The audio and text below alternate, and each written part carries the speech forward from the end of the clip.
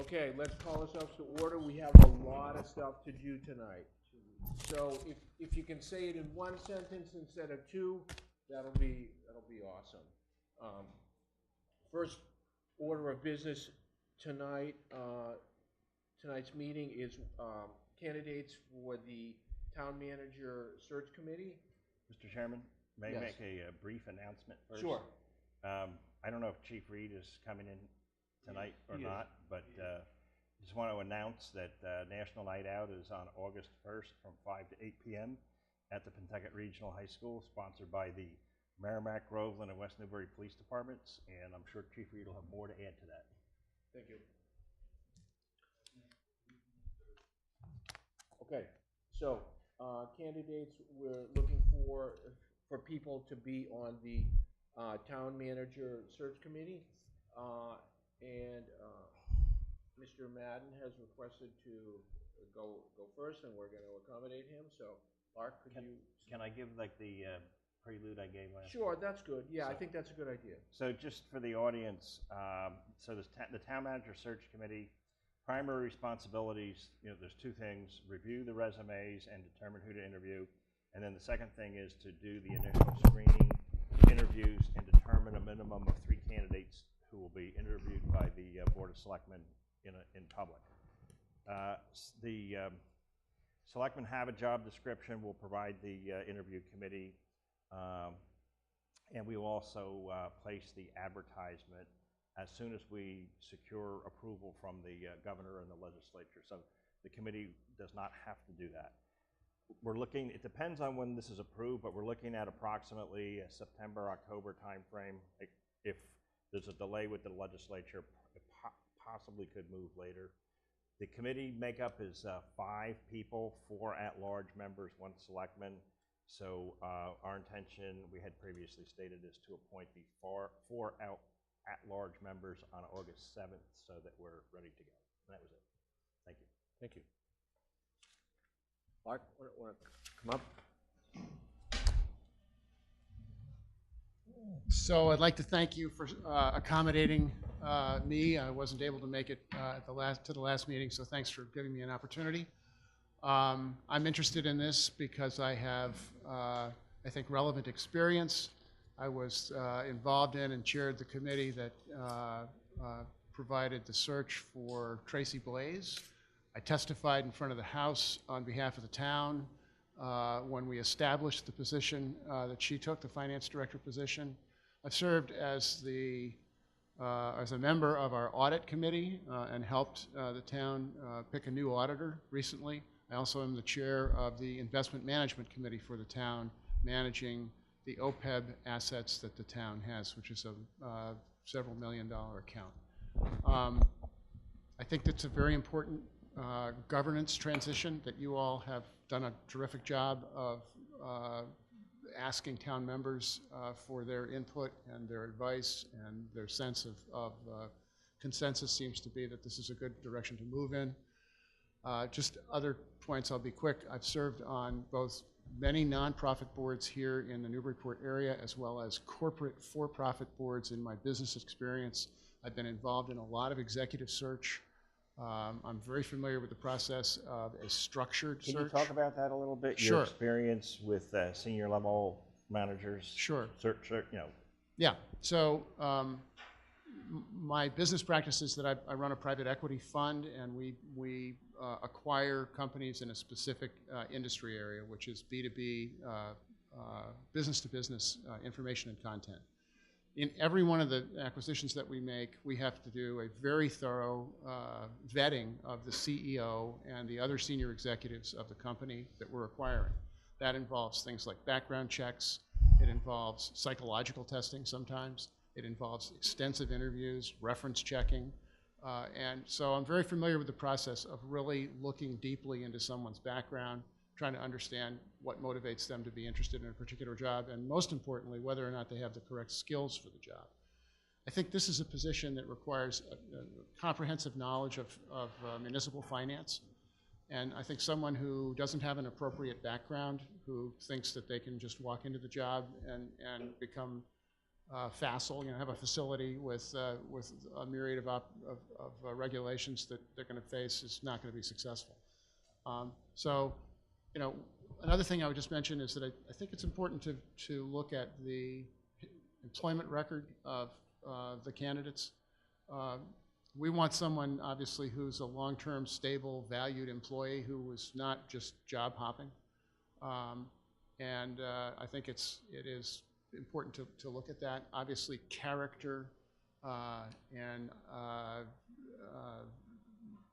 integrity, relationships with banks, relationships with accounting firms, relationship with investment management firms, all something you might want to take into account when you look at somebody like this. And most importantly, given what you all have said about the governance position, this person has to be a good manager. I guess I'd also say I'm familiar with fair hiring practices and understand that the town needs to be very careful about fair hiring practice and fair labor practices. So I think I can represent the town well in that endeavor. And I'll add one more little plug. I get along pretty well with people, and I've worked on a lot of committees. I kind of know how to move things along. I don't tend to cause trouble, but I get things done. So that's my pitch. Good. It's a good one. Thank you. Thank you. Look, I just have one question. Sure. What do you, any particular characteristic or something that you think you want to see in this person? I want to see a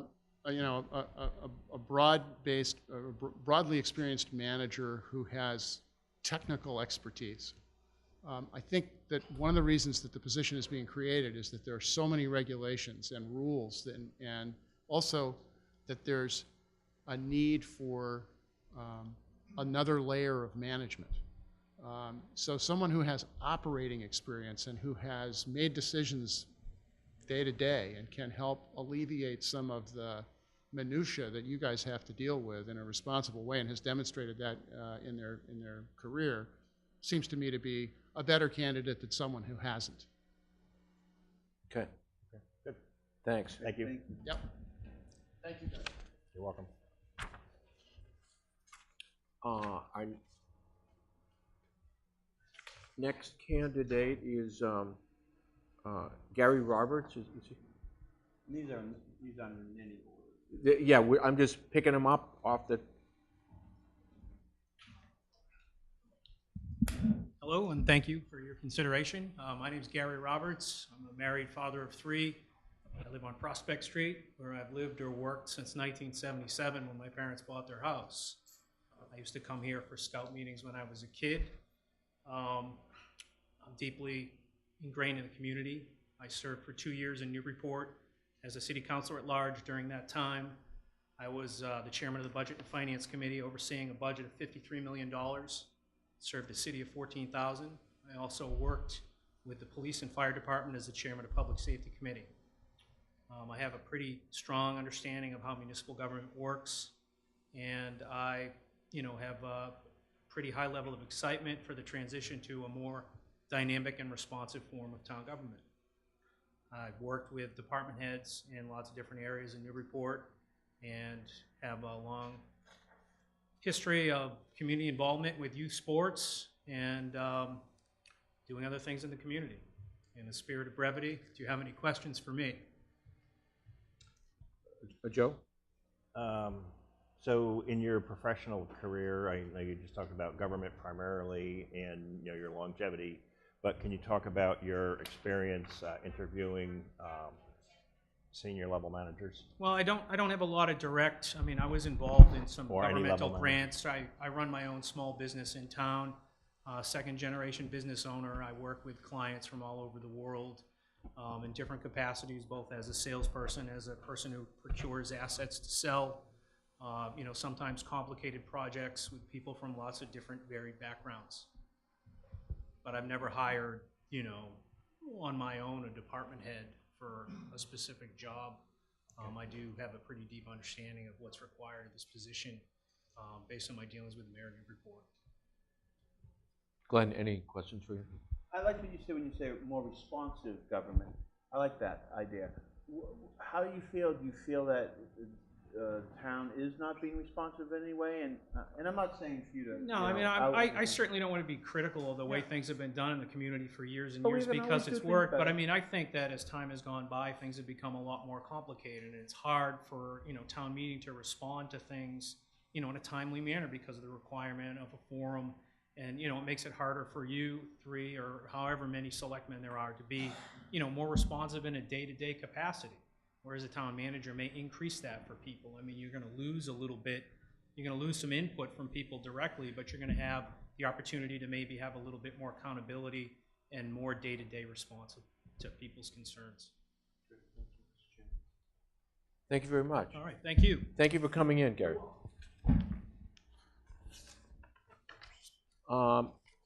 Next person we have here is Mr. Boone.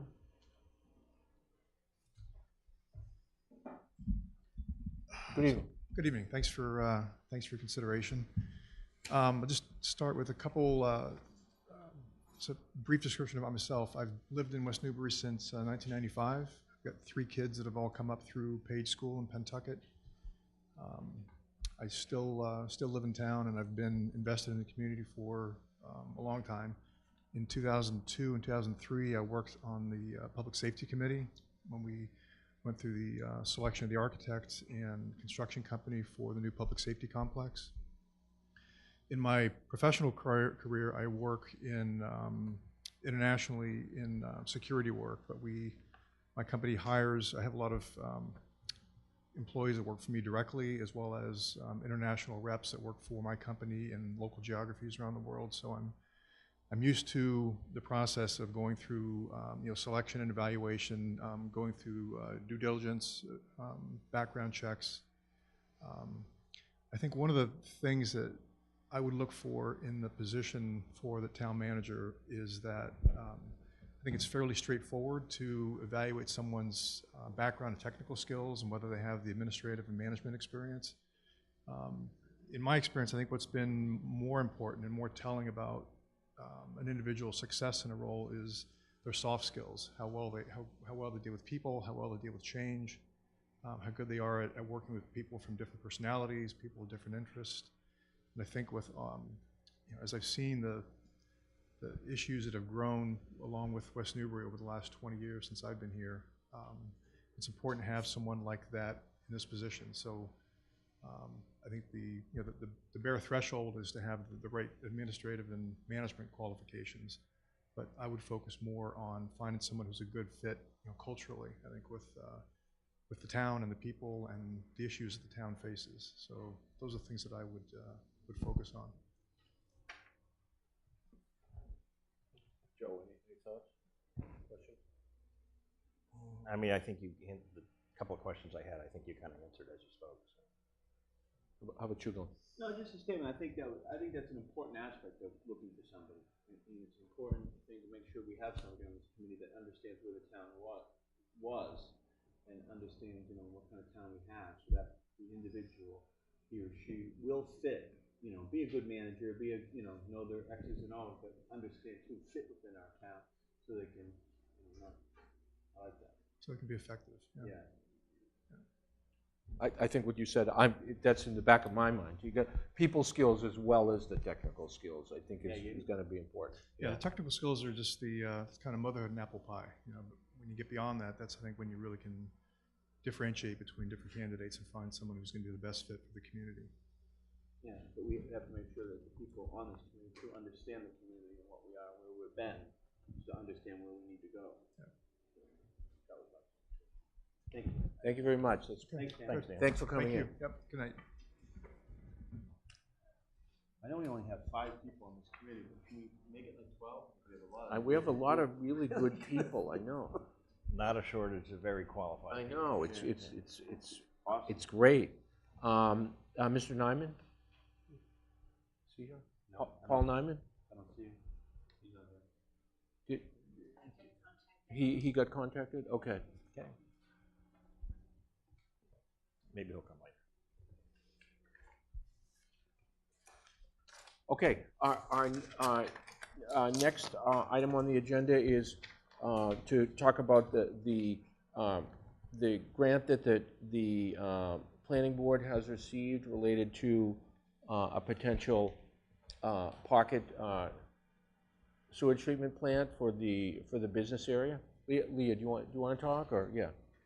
So just basically just fill us in, and so that also, because we're televised, so that for the public, you know, what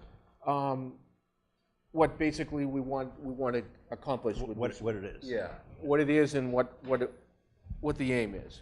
Sure. You need to bring that closer too. Thank you. Sound good? So I'm Leah Zambernardi. I'm the planner for the town. I started working for West Newbury in spring of 2015. And at that time, I was talking with the planning board about their goals for the next couple of years. And a major concern of the board at the time was to ask what the town and the planning board can do to improve the climate for future economic development. And to serve local demand and needs, and maybe shift the tax base a little. As the paper said the other day, 96% of the tax base is residential. And the board noted factors influencing this increased concern or dialogue about needing to plan for the town center area, including the Haverhill Bank new project. There was a 61A right of first refusal for the Sullivan property off of Whetstone Street, that if the town had an overall vision or strategy, may have had a use for it, but that wasn't the time then. Since 2014, there have been about 70 residential units, either being built, or being permitted within walking distance of the town center area. This wasn't happening then, but the former Bernot property is being improved now. And as people note many times to me in the office, traffic is increasing along 113. Do we know that? We have. Was it just anecdotal? I think it is. We have traffic counts from a recent private study for a development project that do show that. I haven't done the comparison to the old traffic counts, but I think it would support the anecdotal. I can look into that further, though, to be sure. So what we did first with the planning board was look at our current planning documents, the 2004 Community Development Plan and the 2013, actually it was 2009, Priority Growth Strategy by Merrimack Valley Planning Commission.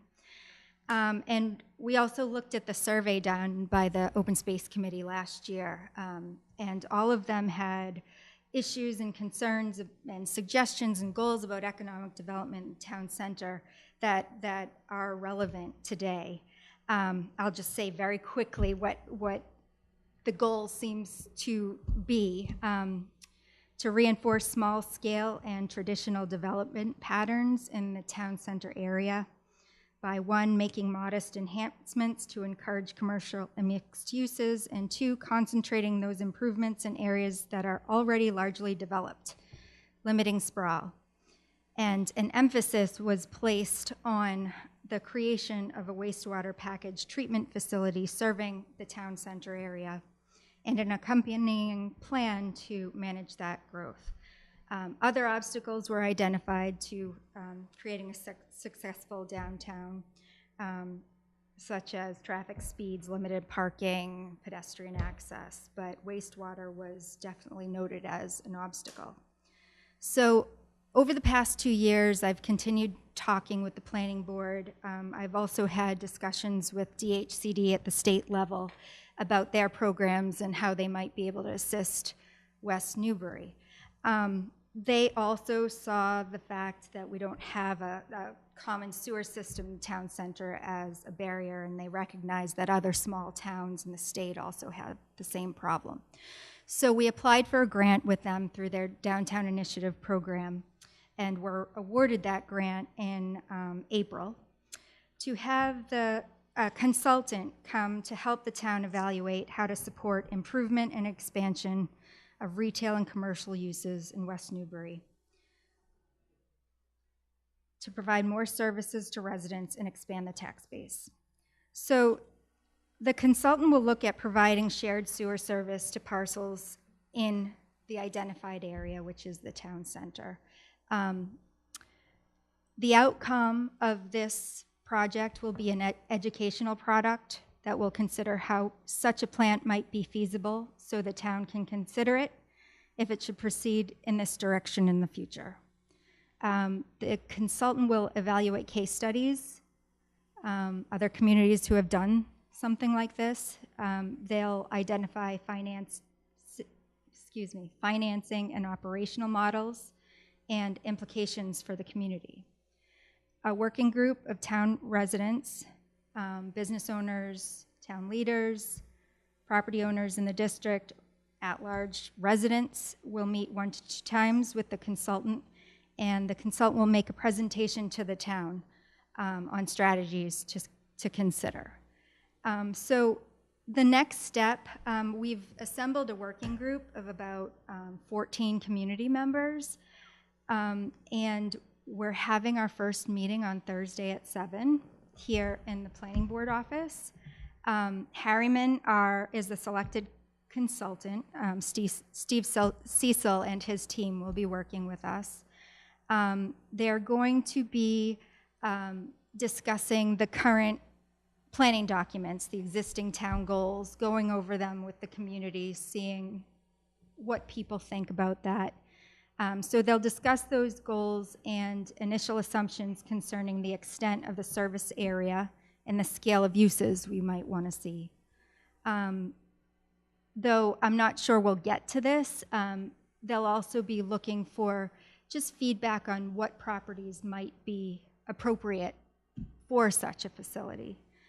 So after this meeting, we'll likely set up one more meeting where the consultant will come back, present some fine-tuned goals, financing options, technology options, and they'll lay out some next steps and strategies. So I just want to reiterate, this will be an educational product. It will have information specific to West Newbury, but others in the state might use it as well because it could be relevant.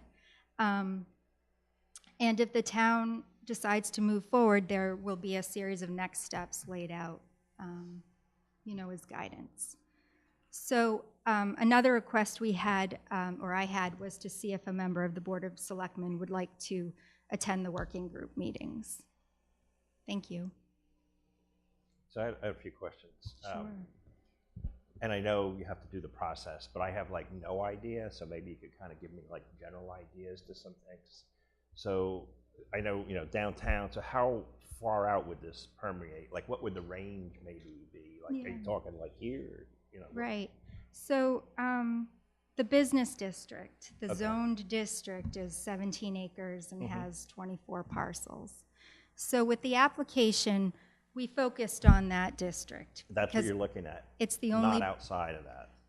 at this point. Okay. The consultant does want feedback from the working group and eventually the community at large as to whether it should be expanded. We've heard in the past, some planning board members have offered that in other places along Main Street have been considered for a business district. But I think, That is true, yeah, in the past. right. So the application was centered around our business district, but again, we're looking to be inclusive and hear from people and really figure out what the community wants. Where would you put, and I know, again, they have to do the work, but like, Yeah. where are potential places where something like this could go?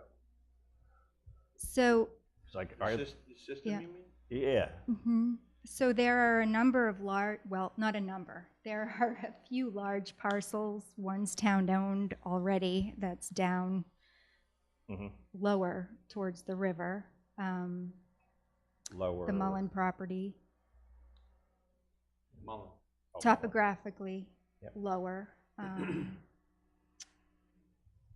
the Dunn property is a large parcel.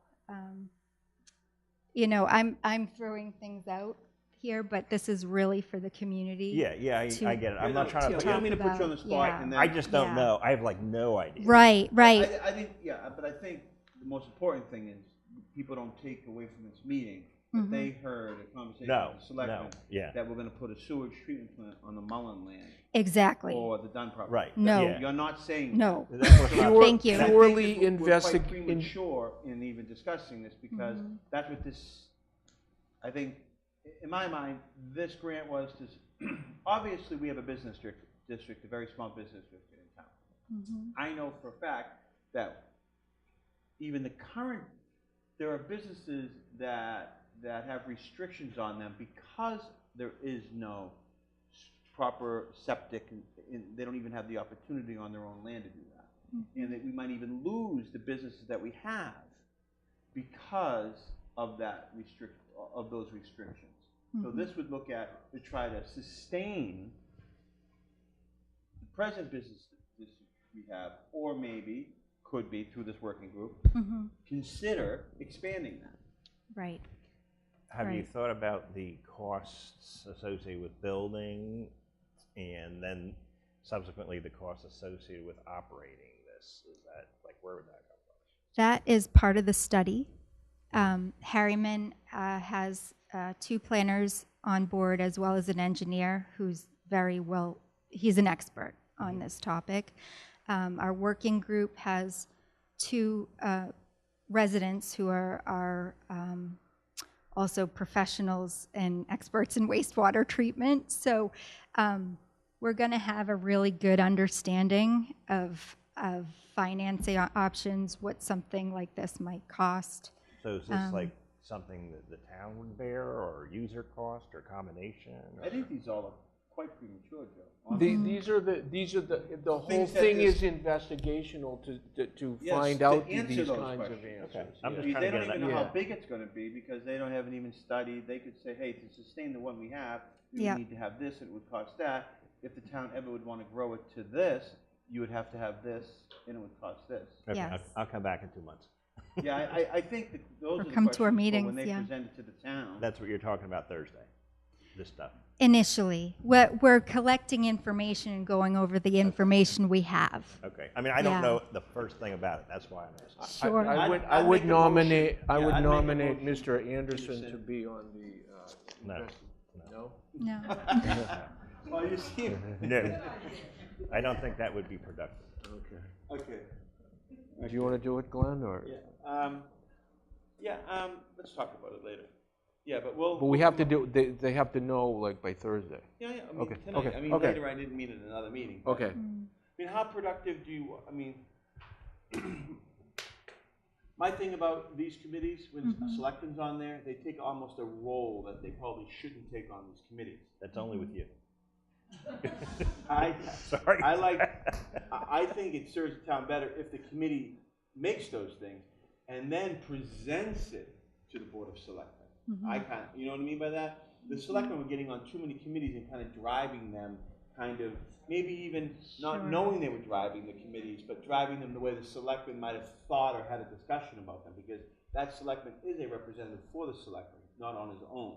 You know what I mean? Sure. So I don't think it's productive. I think it's more productive for the town, more layers, that, hey, you get a committee, you have a charge already, you have residents, you have business owners and stuff like that, and then they're the ones that come up with it, then come back for feedback to the Board of Selectmen, and then obviously then to the town. I think that's more productive than kind of having the selectmen on a committee and kind of driving. That's Sure. my own personal opinion. So I would actually, wouldn't think a selectman should be on it, but have your committee do your thing and then come to us.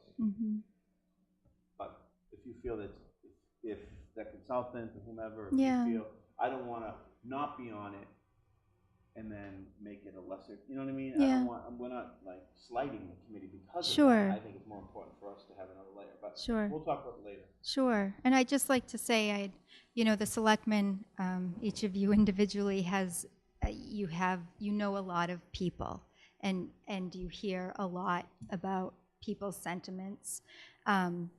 and could bring that to the table maybe.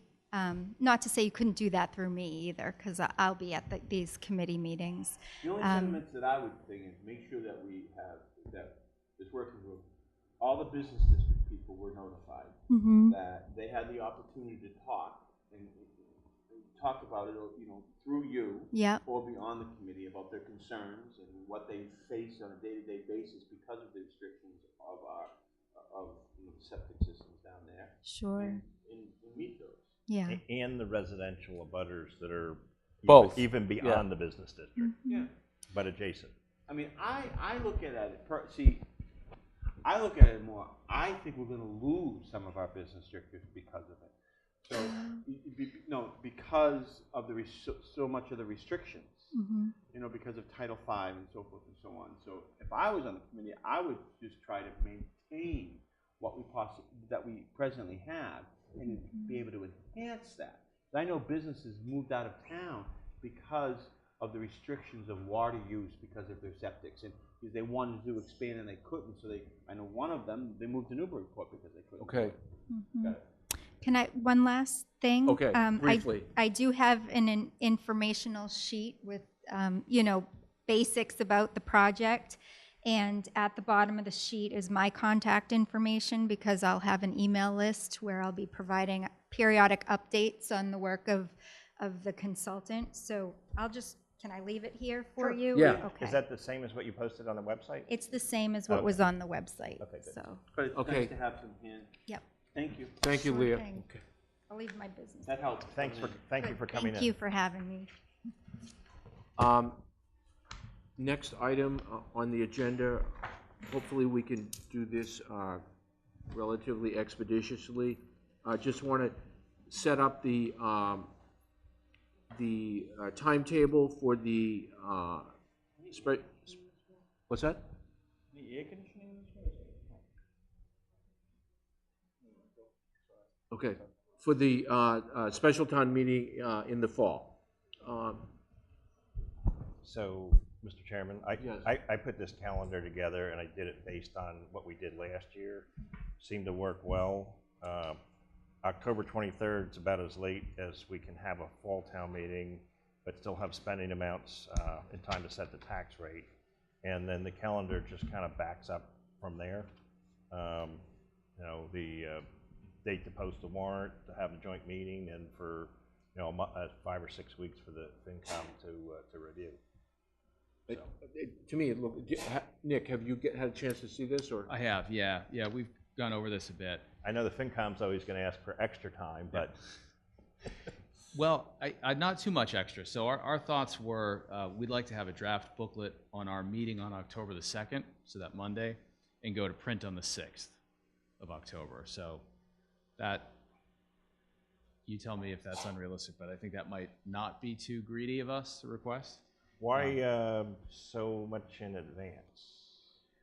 It gives us about another week or so, as we had in the spring, and as we experienced in the spring, we were in quite a bit of a crunch at the last minute. So one of the other things I was going to mention is we really would appreciate a hard close of the warrant on the 1st of September.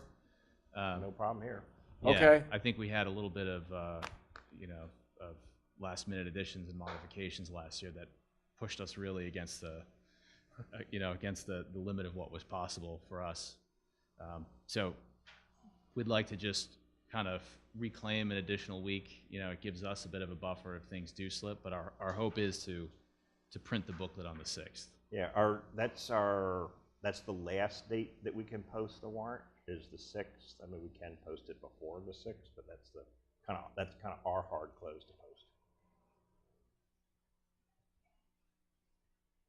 So, so the critical day, the really critical day though is the 1st. So you don't have a problem with stopping the warrant at that point? No new articles at that point? No, that should be fine. Okay. So, Mr. Chairman, I would suggest that tomorrow, Mary send out an email to all department heads, boards, and committees that all special article requests are due to her by September 1st. Well, that we're having a town meeting on October 23rd, and all special article requests are due to her by September 1st. and that's a hard date. Is that good with you, Glenn? Actually, I moved Yeah, that. I'm just looking at the calendar That's to a make motion. sure. That's I the know. Friday before, Labor Day. Is that okay with you? Sure. It just take, you know what I mean, so they're due at noon on Friday before, not on, September. Not at 5 p.m. on No, Friday. because we close offices on, we have to make sure it's handled properly, so they're due at noon on September 1st. Just to be taken in and stamped, and then it will give Mary the next week to process them, right? And then we review them, because we like to review them all before they go to FinCom, so we have a meeting, don't we have a meeting on the 5th? Let you know also.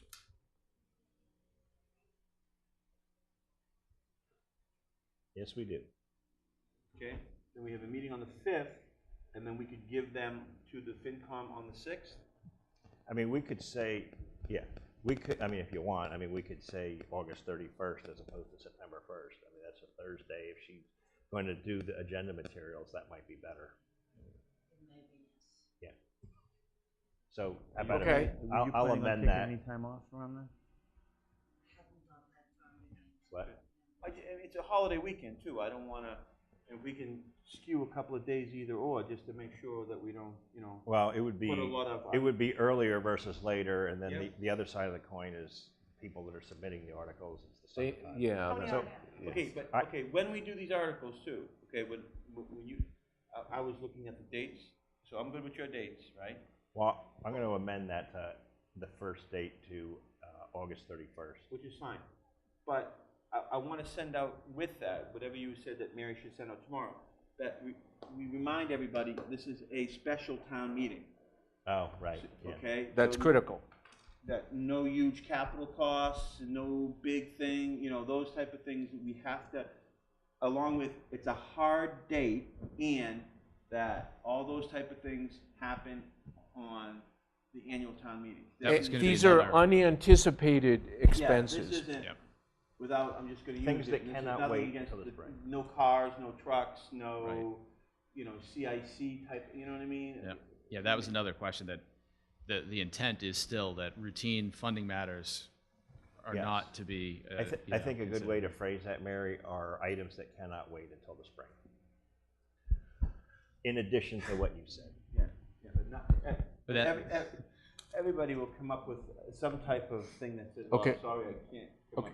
So the motion on the floor, as amended, was to set the final date for the closing of the warrant to be at September 30th, 31st. I mean, August August 31st. 31st. August August 31st. I'm looking at September. August 31st. All in favor? Aye. Aye. Aye. And then we would review them on the 5th and give them to the FinCom on the 6th. Yep. that works for alright? us. Yeah. And then- the special town meeting will be October 23rd. Yep, and then along with that, there'll be, that email would be, there will be no, under any circumstance, Last minute. I'm things okay. accepted after that. Yeah, I'm okay. If something comes up that's unforeseen, then they would have to go to see FinCom for a reserve fund transfer. You know what I mean, if that ever came up, you know, if somebody says, oh, but I need it, Good. and no placeholders by us. So we have to make sure, if we're asking the employees to do that, we have to make sure that we hold our thing up and say, oh, that's not, we'll put a placeholder on for this. Okay, good. And all backup material has to be then too, you know what I mean? The whole article. They can't just say, yeah, I want an article and rush it into Mary. That's important, because someone gives one sentence, we're thinking about getting this, but they don't Yeah, provide the you material. just That get doesn't help the FinCom at Yeah, all. no, all material needs to be in by the 31st, and nothing will be accepted afterwards. And we are looking to publish the how to present to FinCom information on the website. If it's not there, it's up there now. So anybody considering an article can have a look at that, and that sort of gives some tips as to what we normally look at with the information that we like to have in front of us, what our process is. Would it be helpful when Mary sent out that email that she sends a link to that along with the email? I think so, definitely, yeah. That'd be a good idea. Yeah. So the September 25th date on here is okay with you? For the joint meeting? Yeah. Yeah. All right, good. Thanks. And we just have a couple more points just really quickly. Just looking a little bit past into the budget season, is there a specific timetable in mind for the hiring of the town manager, and will that person be playing a role? Well, it depends on the legislature and the governor. So it's in their hands. It's going through their process. How quickly that's going to move, I don't know. It could be as quick as August. It could be 3 months after that. It's We don't know. really hard to know. Yeah. To give you an example of that, it's in third reading in the Senate right now, and it was in third reading last Thursday. And it was on the agenda for a third reading on Thursday. They never got to it. So then they were debating over Marijuana. and sex education in high schools, and that took all the time in the Senate. So it was pushed out. Their next full session meeting is this upcoming Thursday. So I hope the process. Senator Tarr, he knew we were looking for a soft, we kind of told him that, hey, we want it, if it's all possible, done by August 21st, and they kind of said yes. So sometime in September, October, we're going to do the thing, and so we'll be looking probably, we thought, for that. So what's your January 1st, did right? that answer your question though? Mostly, yeah. So assuming a best case scenario or a reasonably good Best case scenario is August. 21st. Yeah. And is that when the Interviewing role and will be somebody advertised? starting- Or? Yes. And somebody starting the first of the year. Yeah, and they wouldn't start until December, January. Okay, so likely the start of this role will sort of be as the budget process is already off and running. Probably, yeah. You won't have somebody in place to start the budget process. Is that what you're looking, is that Yeah, what the we're question is? we're thinking, do we want to get ahead of this and start earlier than we normally do? I would say Given- that'd be a good idea.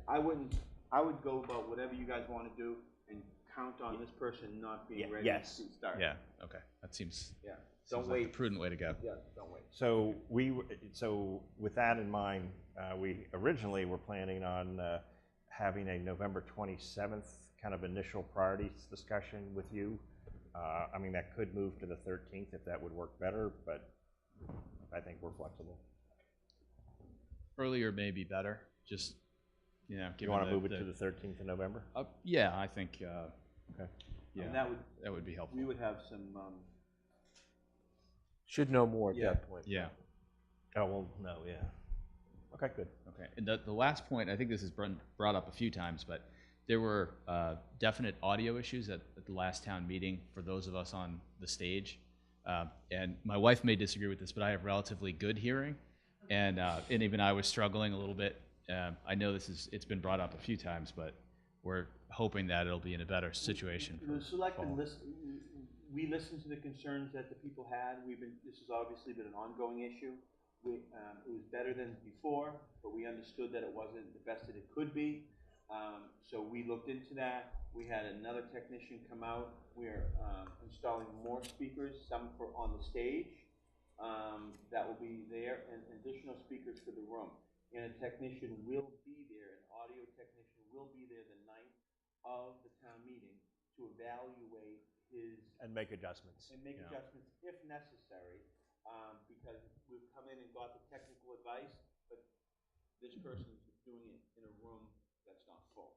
So obviously those things change. So yes, we have increased the speakers of, like if you're in a band, you have those speakers. Okay, up. Glenn, we got So it. we've done it. No, this is a very big concern for people that in the room. So I know, don't but think the answer is we're doing it, yeah. we're doing it, and hopefully it's gonna work.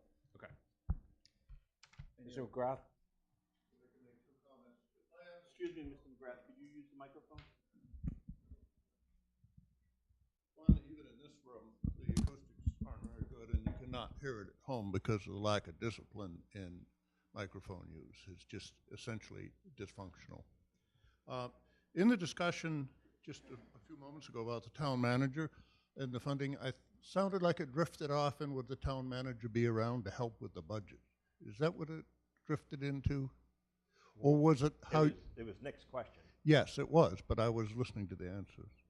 And it well, I'll just jump over that because I think maybe my concerns personally didn't get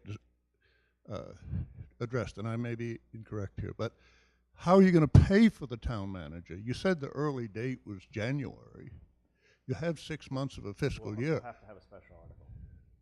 Yes, well, is it the intention then of the selectmen to have a special article We at have not fall dis- town meeting? We have not discussed that as a board, But that is a possibility. but that would, yeah, that's where I would. So it's on the table then? Yes. Has to be. It has to be. Well, we don't know. That's why we're asking, that's why. And we're not trying to be like coy.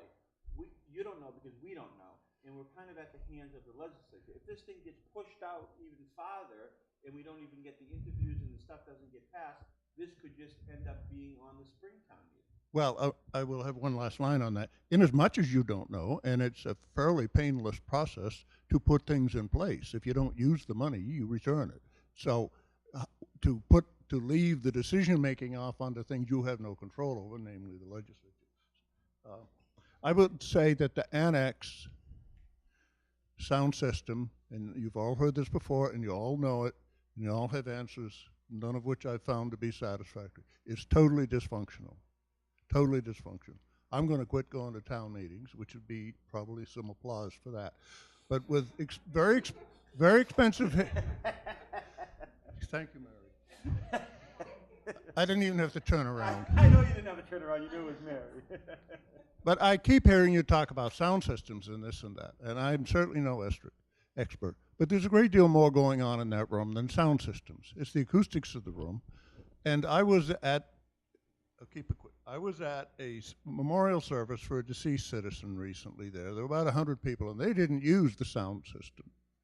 And it was what became clear to me, and there was plenty of people in the room, is the air discharge from the HVAC system. So without acoustic inventory of a significantly competent technician in that area, I think you can play with speakers forever and you may not solve it.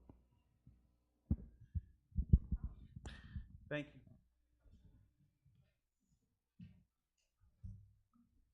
Thanks for coming in. Thank you.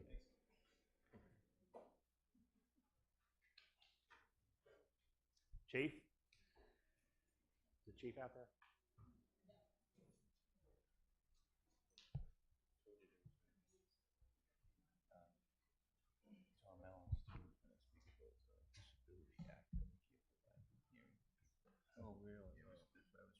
Oh, okay. Are you Justin? Can we do the first two kind of quick? We have Matthew Walsh and Dispatcher and reserve. Yep. First one, Matt Walsh is looking to have him reappointed. I move to appoint Matt Walsh as a part-time dispatcher through June 30th, 2018. Second. Any discussion, Peter? Matt went away to school. He's back and obviously fully trained, and you can certainly use him, so it kind of makes sense. all in favor? Aye. Aye. Second one is a reserve officer, Mr. Petro. Is he here? No, we're not. Because I know the things that you had on your list tonight. I move to appoint Chris DePietro as a reserve police officer through June 30th, 2018. Second. All in favor? Aye. Oh, sorry. Okay. I won't do this. I guess the third thing on my list is obviously the school resource officer. The process came to a culmination last week. We had a seven-member review board that interviewed 7 candidates. The committee comprised of school resource officers, a student from Kentucky, superintendent, a principal, and a couple of residents in town. And the end result, the person that was chosen is Officer Justin Lindhall. Justin Lindhall has been a reserve officer with the police department for about the last 7-8 months. Overall, he was the best candidate that I felt is correct for the position. And after speaking with Superintendent Mulqueen, he also agreed as well. So tonight I'm presenting you with Justin Lindhall, who I'm recommending for the school resource officer position. So, can I ask a question? Yes, questions? Yeah. So I'm just was reading your resume earlier, or yesterday actually, and a number of positions, good experience before you came to us as a reserve officer. So if appointed, what any of the current positions, would you continue in any of those roles? No, my full-time position would be just here, and the other jobs were per diem anyway, so I wasn't scheduled to any shifts, so I'm not really changing anything. Since I started working here, I hadn't really worked with those positions. Okay. Since. Just curious. Yeah. Yeah, I was just That's a good part. kind of curious about the same thing, Justin. It seems like you got a lot of different things going on here. So this would be your commitment. You really this outweighs all these other things. Up until before this, I didn't really have a job that I considered as a career that I could stay at for a long time. So I kept other jobs open and see where I went and got as much experience as I could. But now I'm in a Maybe a full-time job would open up with one of those. I mean, so I understand. Yeah. So I was just trying to get as much experience as I could in different aspects of law enforcement. This was my end goal. So you think this is going to be a good fit? Yeah, absolutely. Okay. I mean, the only question, do you like kids? Yeah, absolutely. That was kind of where I was going. Like, why do you want to be a school resource officer at Pawtucket? I mean, I got into law enforcement to help people, and I know a lot of law enforcement can be helping and it can be arresting bad guys, criminals, that kind of thing. But I think being a school resource officer, I can do the most good as far as helping, just educate and teach young kids. I enjoyed that role when I worked full-time at Endicott College. I know they're different ages, but it's the same type of idea. I just think that you can prevent a lot of small things from becoming bigger as a school resource officer and just keep them out of the criminal justice system the best you can. Well, I just want to commend the chief on following through with an idea that we all kind of had that started when we hired the chief, and working hard to get this and educate. And there was some bumps in the road, but to be able to educate us, the residents, and work with the school department for, I think, a very important position to help our youth in all three districts. And I want to thank you for doing that. And I know the process that he put forth in the hiring process, and I commend him for that. And I think that we came out with a great candidate that's going to help our kids. And I just want to thank him, and I make a motion that we appoint Justin Lindahl. Is it Lindahl or Lindell? Lindahl. Okay. To the West Newbury School Resource Officer. Through date? Well, 1 year. 1 year from today. Did we have a problem last time doing this? So what do we want to do? Like June he's gonna be- 30th? What do we? Wait a minute. No, I want- He'll be at an academy a year from today, right? We're going to have the same thing over again. I don't even know what that means, but I want to just, I personally, my motion is going to be that it ends June 30th to whatever, because is it a 1 year or a 3 year? It's 1 year according to Can Mike Mr. McCarron. Mike, you need to use a microphone, please. You can appoint him until June 30th, but then your next appointment would only have to be from June 30th to July 2024, because this is the probationary period, the 1 year. He has to have 1 year probationary period appointment for. Okay, I mean, the only reason. That's the reason. That's fine. Yeah. Then that's fine. And the reason for that, we just like to try to get all of our appointments ending on the same day, just to make our lives easier and make Mary's life easier. But if that's the reason, then it's to July 24th, 2018. All in favor? Aye. Aye. Congratulations, Thank you. Justin. Welcome. Thank you very much.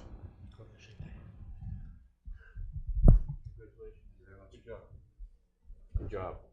Congratulations.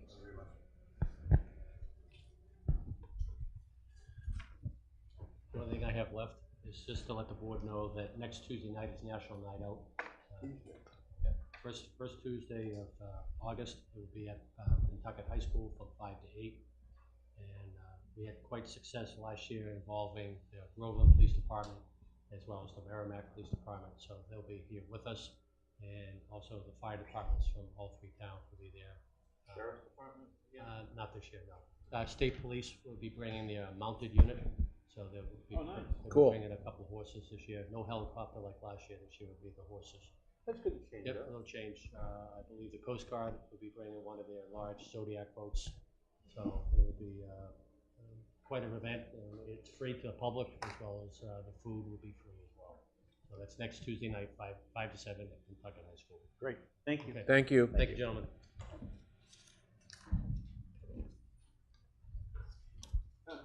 Hey, Chief, could you come back, is it all right if you come back in, and we can talk about this, maybe come back in November, end of October, whatever, just to give us an update? Absolutely. How things, this is kind of big, you know? No, absolutely. Actually, tomorrow night I'm meeting with Dr. Mo Green and the school board to kind of let them know where it's going and stuff like that. Come back and give us an update of how it's going and what it's all about? Yeah, absolutely. Thank you. Thank you. Our next item is just to have a brief update on, the board just wanted to know what the community center committee has, Where they're at. where they're at, yeah. We haven't had an update. This idea first came up over 2 years ago in this room, actually, and we haven't had an update, so. Hi, gentlemen. Hi, how are Vanessa you? Graham, co-chair. I'm Nick Murphy. I'm also co-chair. If you can grab those microphones closer to you, Okay. it helps everybody at home. It's not for us, it's for the, Yeah, it's for home. it's for the Yeah, broadcast. I've Okay. listened to them on YouTube, and the mics are very useful. So we've given you the report ahead of time. Would you like us to go over it? I know that time's an issue this evening. No, Kind of brief overview. Just Yeah, a brief overview? yeah. Sure. I think it'd be good for everyone else to hear. And you Absolutely. put a lot of time into it, I wanna. Sure. You really did, yeah. Okay, wonderful. Nick, do you want to lead us through?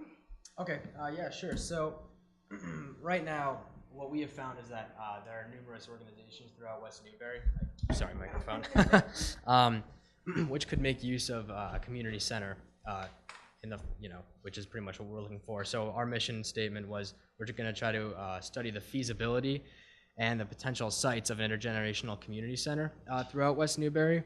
And so what we've done, obviously, it's all outlined in this. We formed a 10-person committee. We meet once a month.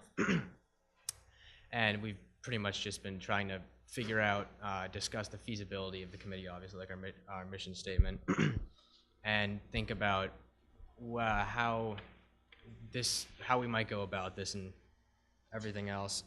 We looked through some other community centers to see what they've done right, notably, as you can see, Newburyport, Tewksbury, and Merrimack.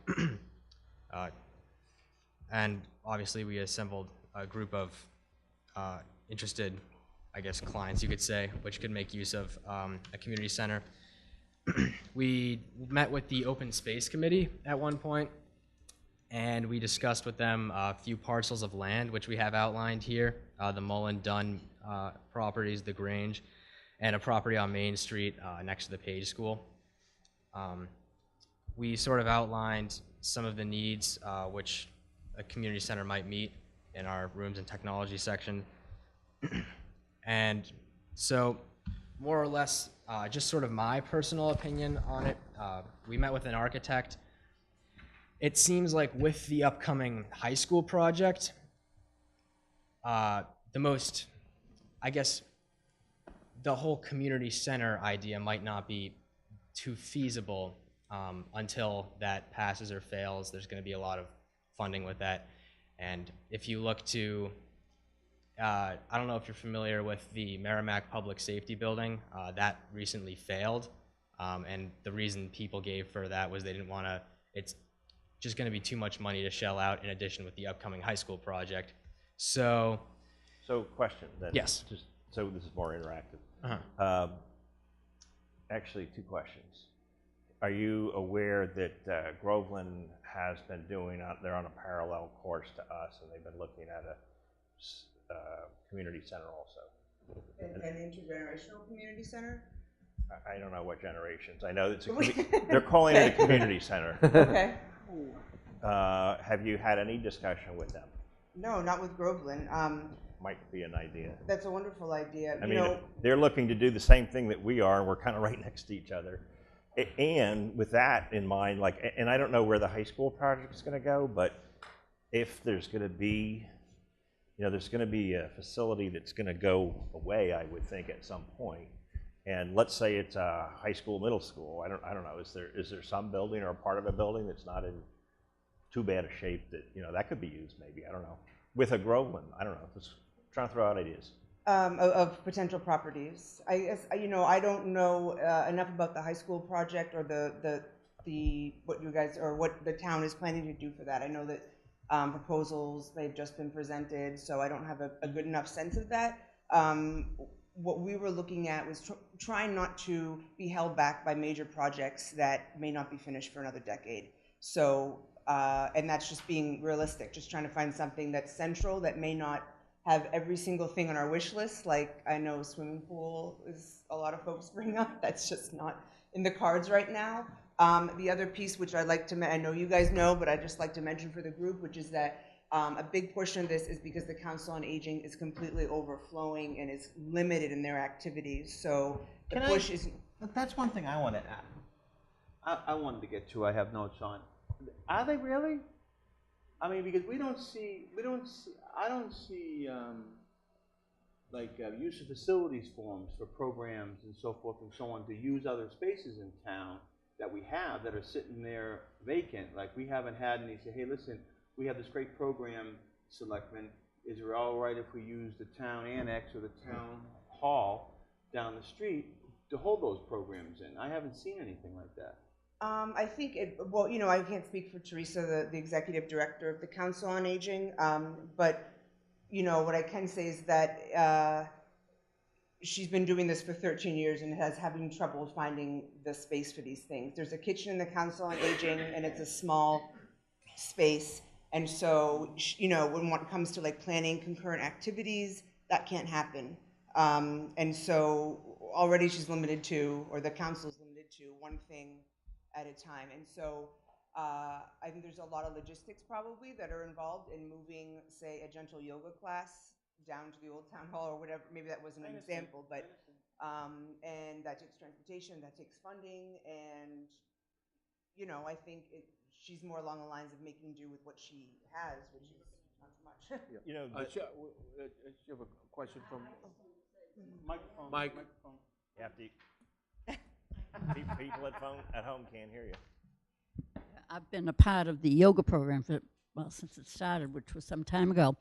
Last week we had 15 people crammed into the upstairs hearing room because we're no longer using this room. You just call it sweaty yoga then.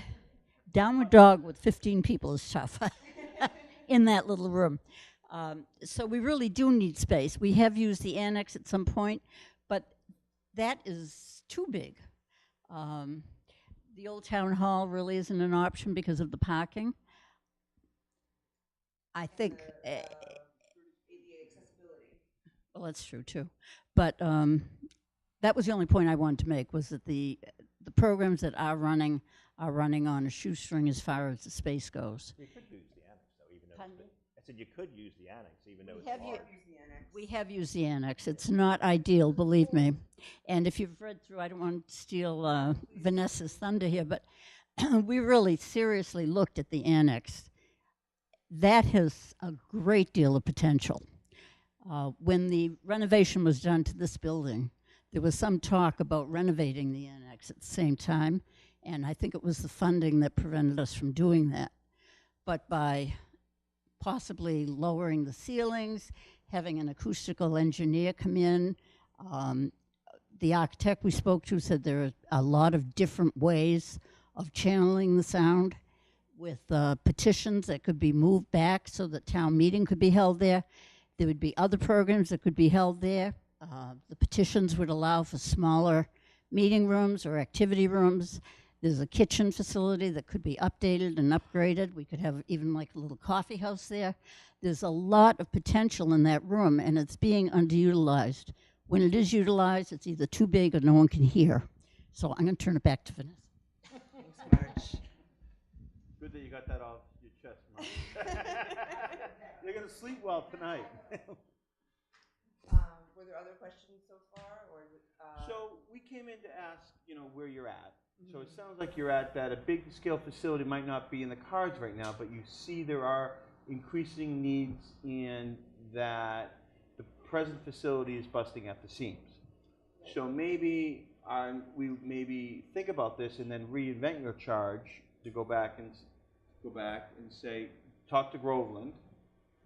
If I could just interject, I mean, at the least, even if you don't do anything with them, at the least, maybe they'll give you an idea. Yeah. We have lots of ideas, but I think that's a good point. When they have a similar demographic, it just makes sense to be more collaborative in the process, and I absolutely agree. There's nothing wrong with trying, because if we go forward with another thing, it's always good to get the input, because we tried to do that with Merrimack 10 years ago, Dick? Maybe longer?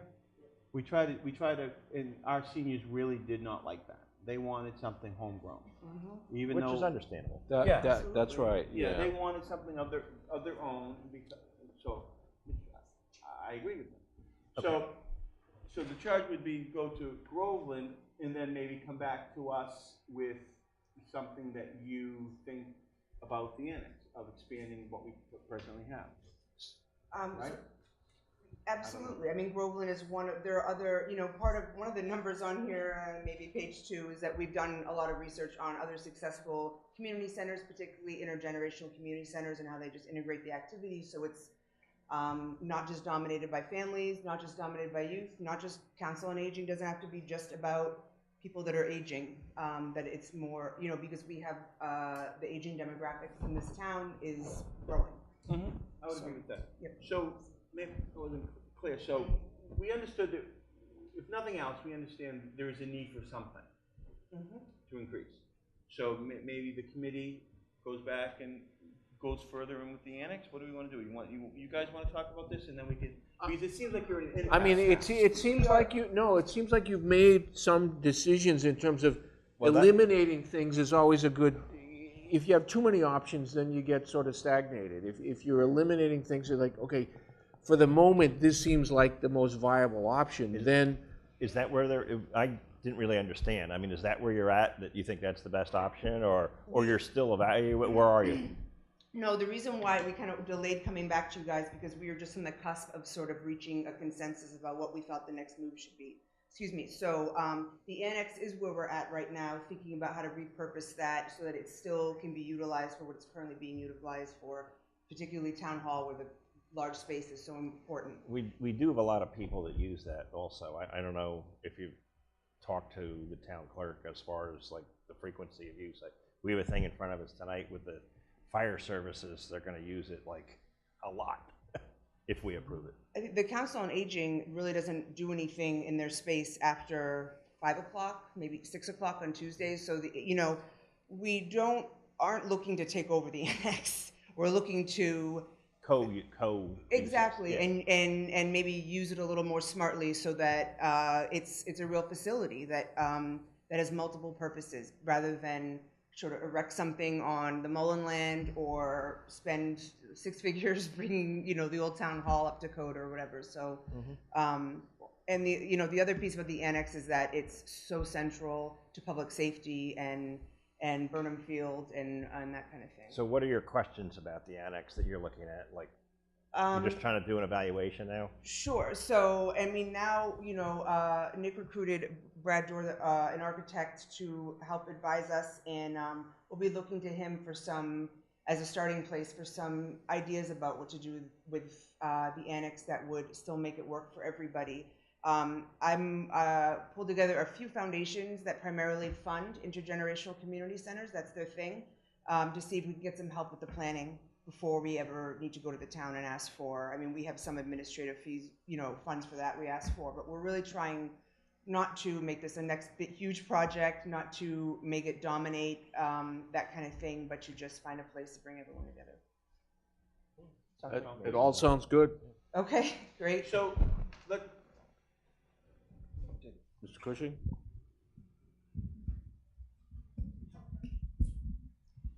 I have a question for Glenn. Because you're on the building, what's your title in regards to the new facility. You mean the high school? The high school, yeah. You're on the I'm committee. I'm the rep, yep. Okay.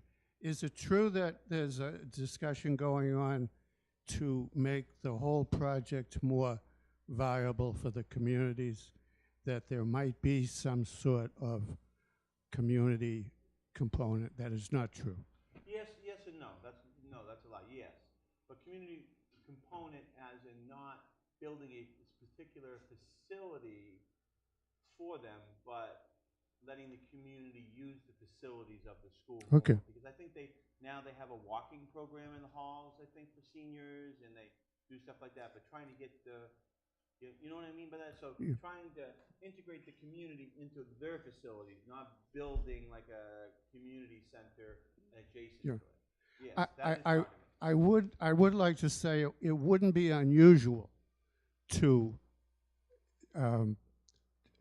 to expand that idea of seniors and others using the building, a certain portion of the building across the country. The intergenerational idea most often is a link between seniors and Park and Rec, or seniors and teens, if you like. That's what I'm talking about.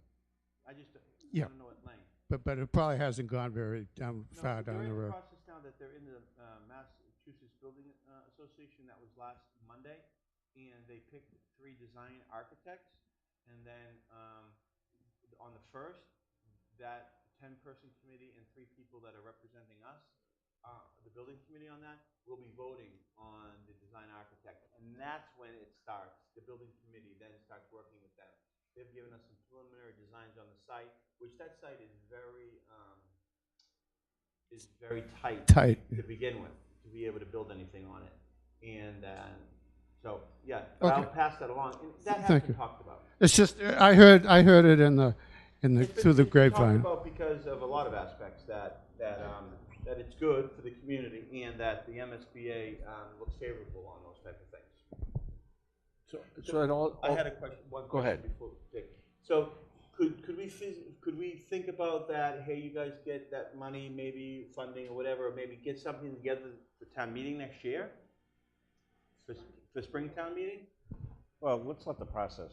Yeah, I was going to say maybe in the winter, come back and tell us what, Yeah, give us more frequent what you updates. found out with the architect and so forth. Sure, absolutely. Okay, thank you.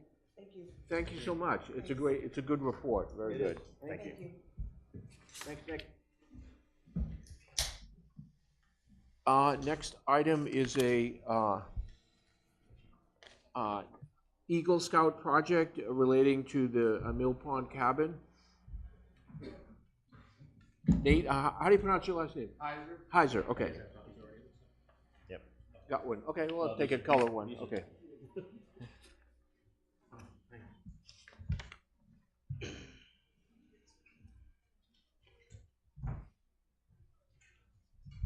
So, You have the floor. just tell us briefly what you'd like to do, Nate.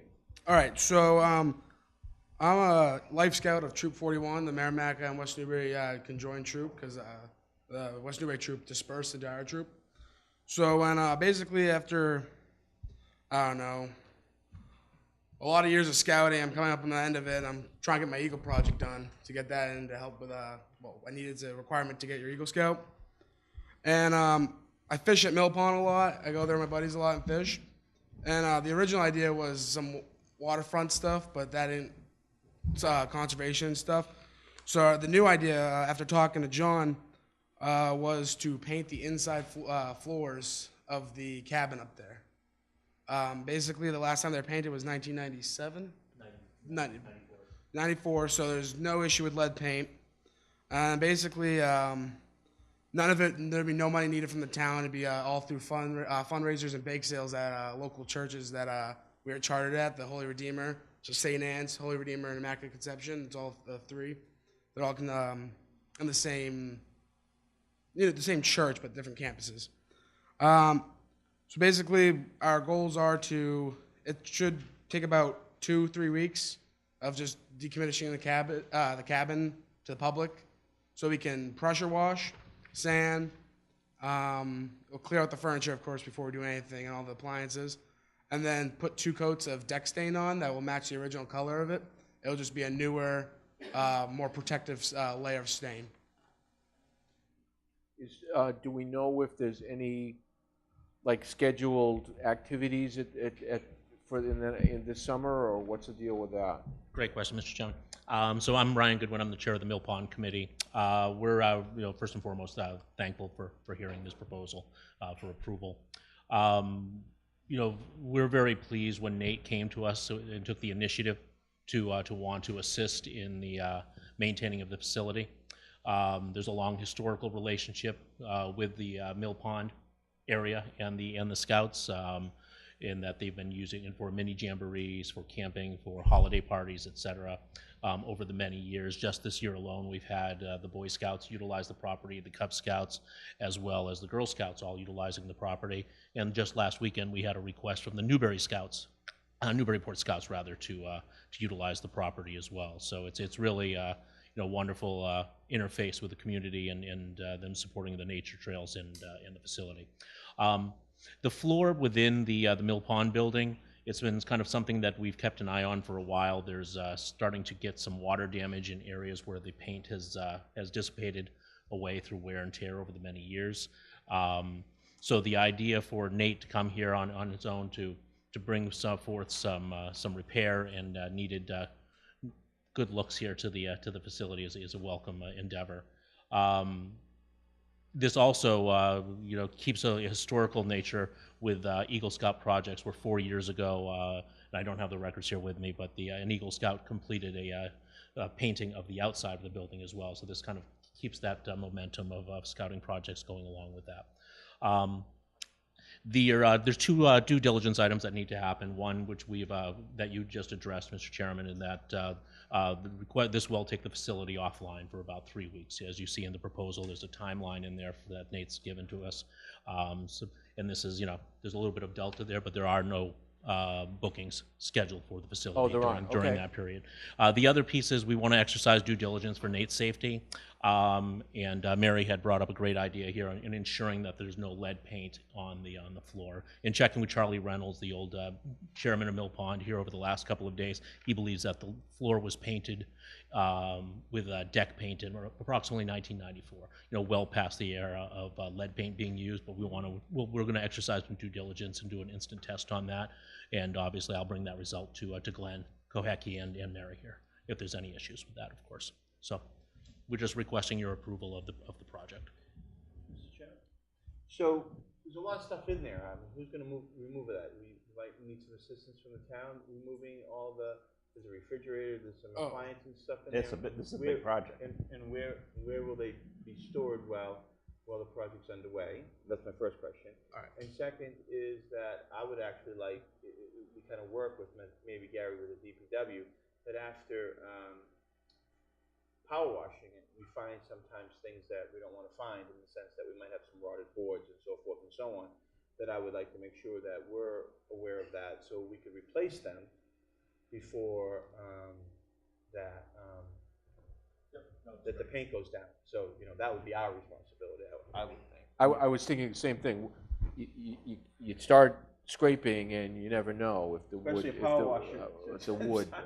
if all the wood is really good, yeah. So that I would make sure that if we could have maybe Gary inspect it after it's all clean, or just keep us kind of in the loop. But which I think he did too when we were painting the outside. Yeah, definitely. Some soffits or whatever, something over there that we fixed, something like that, or if I remember correctly. The floor currently consists of tongue and groove board from eons ago, and then there's tongue and groove that's been replaced with plywood over the years. It wasn't replaced with other wood. We've done. I'm happy to pull Glenn's expertise in on the. Is it Glenn Kohecki? Am I saying right? Closely is the building. Closely, thank you. I was never sure on the pronunciation. So I'm happy to pull him in for his expertise. We did do, about 6 of us had a meeting on July 12th for the Mill Pond Committee, and we looked at all of the flooring in there. There's some areas of disrepair, but nothing that looks to be of rot.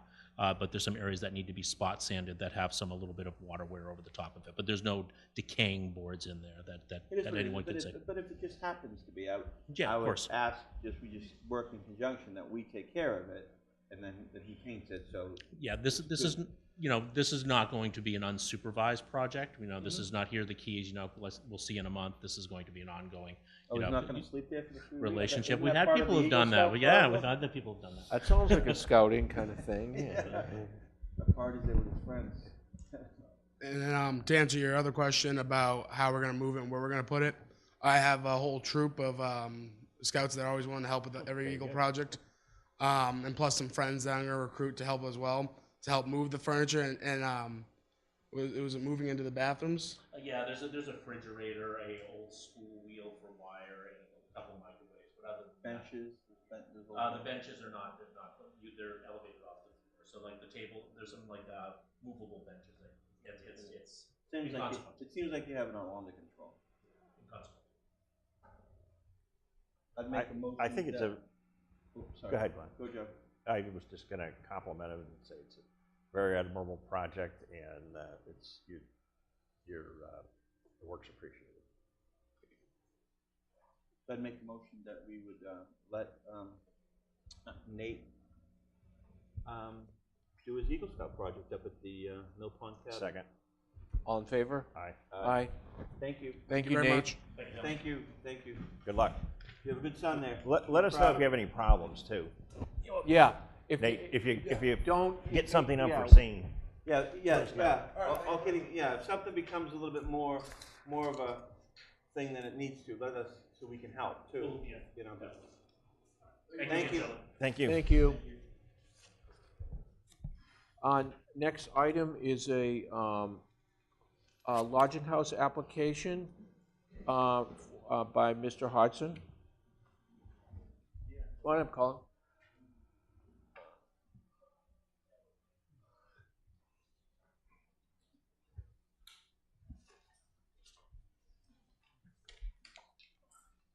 Good evening. Good evening, nice to see you. Whoa.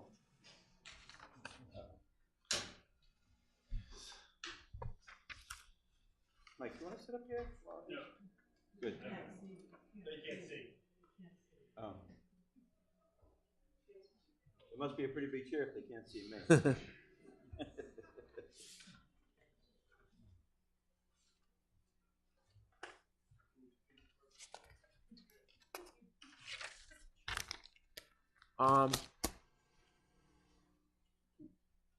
You'll have to give us a little leeway on this, Mr. Hodgson, because this is the first one we've done, but and I recognize that it also has for the town it's taken a little longer because of that. Everything seems to be in order. However, I do have a couple of questions in terms of the number of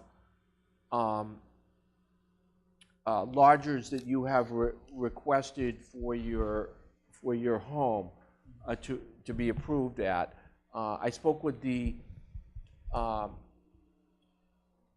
of Health agent this morning to confirm it, and he had said that your septic system was originally designed for 5 bedrooms, but it had subsequently, a few years later, I don't exactly know why, but he did agree that was true, that it had been approved for 6 bedrooms. So I confirmed that with him this morning.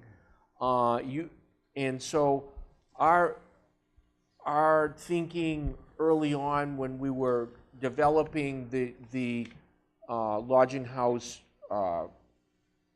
regulations were that it's very difficult to compare what is a bedroom versus someone calls a bedroom, but it's a difficult number to nail down, and that all the houses in the town by their septic systems are defined having X numbers of bedrooms, and so we decided that lodging would be if a house the septic has been set up for 3 bedrooms, then 2 people per bedroom would be the allowed number of individuals in the lodging house. Everyone, Including the residents. including the residents, right? So Yeah, that's in our regulations. right. So you have you've listed the dimensions of your of the bedrooms. Obviously, you know, large rooms, but you are looking for 16 people, and I can't speak for the other members of the board, but I can't go along with that particular request. I would maintain our original, what we agreed to. The 2 per room times 6. Right. So it's 12 minus the 2 residents is 10. And he said that the 6 included the apartment, so that wasn't an additional. That was the total. 6 is total. Is the septic design, not the number of bedrooms. Correct. Yes. So it was approvable for theoretical 6 bedrooms, which would be a maximum number of 12 people. Okay. Yeah, Any comments, Glenn? Okay. No, I think we need to stay, if we're gonna make regulations, we should stay true to our regulations. Yeah. So I would be in agreement with you, Mr. Chairman. Mr. Chairman, I have a couple of questions. Sure, go ahead. I mean, you did your application, thank you very much, it's pretty extensive, but there were some concerns by the building inspector, so I'd wanna know, there were 2 areas of comments there are 2 areas that require repairs, the post guardrails and decking on the rear deck need to be repaired or replaced, the ceiling in the carport needs to be repaired, it's cracked and sagging in areas. Note these areas should not be used until necessary repairs have been completed and approved. Have they been approved? We've been taking care of some of them. I'm doing it all myself, so. Yeah, I understand. Are they completed at this point? Not yet, no. Okay. And if they're not, you did, I don't know if it's an affidavit or what, you did give us a letter stating that no one, you acknowledge that they're there, and then you mentioned that you would not let any of the renters or whomever that we want to call them, would be using those areas. Yeah. Now, how are you going to prevent them from not using them if you rent the place out and you're not there? So what are you going to do to make sure that that you'd be in compliance with that? Most of it has been completed, and Paul's. You need to talk a lot louder. Sorry. Because I can hardly hear you, so I know they can't hear you at all. I'm very intimidated, No, sorry. no problem. No, don't be. Yeah. Yeah, Paul mentioned that if we sign affidavit that you're not responsible, or he's not, or anybody else is not responsible, we can go ahead.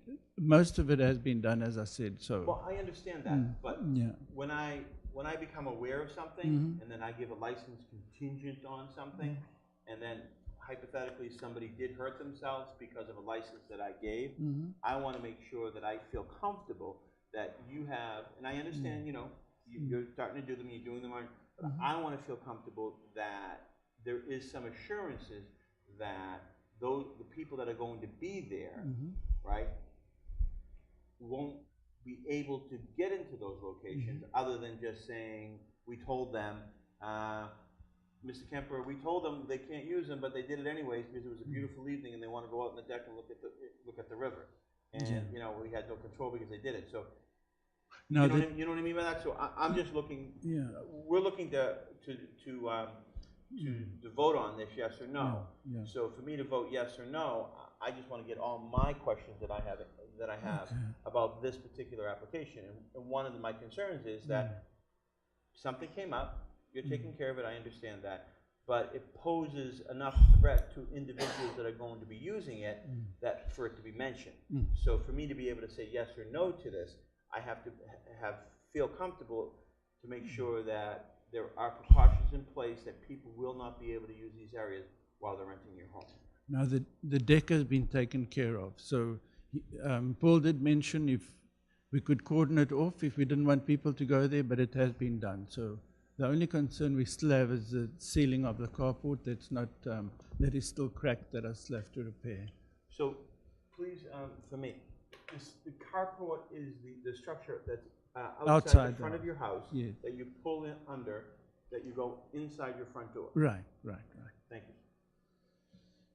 you. Oh, yeah. Okay, so this might seem a little random, but do you have a guest registry of people that come?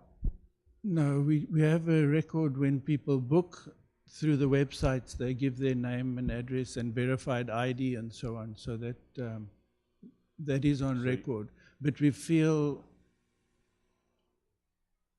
it'll be an invasion of privacy to ask every person to give all the information, because it's public record and they may not want to even let some people know that they're there. Okay, that may be true, but there's nothing to do with the town of West Newbury, but there's a Massachusetts General Law, it's Chapter 140, Sections 27 and also 37 that requires you to do that. Okay, we'll do it if we have to do it. We'll do it to the best of our...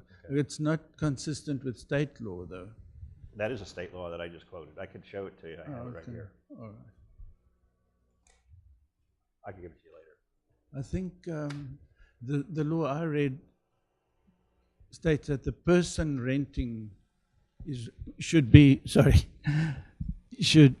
have a record of the person renting, but you don't need the names, addresses, telephone numbers, and car registrations of all the other people on whose behalf he's renting. Section 37 says, in every public lodging house, a register shall be kept in which shall be entered the name and address of each lodger, together with the time of the arrival and departure, and such register shall be available at all times to be open for the inspection of the police. And there's another law that basically says the same thing. Okay. So, thank you. Okay. Have you had guests this year? We've had single, we have. Lodgers? Yeah, we have. We still fall under that old one-bedroom thing where you can rent out for 4 people. Without the license, without. Right, so the 1 to 3 is what you're saying. Okay. Okay. I guess that would be it then. Okay, go ahead. Have you rented it out to any large graduation parties or any party at your house, things like that? We did have a friend have her daughter's graduation there, and there were a lot of cars that came. We did have that, yeah. Was that a commercial event, or No. Somebody that you a relative So or a friend? were they charged or not charged? I guess. Yeah, no, it was somebody we knew. We didn't charge. Okay.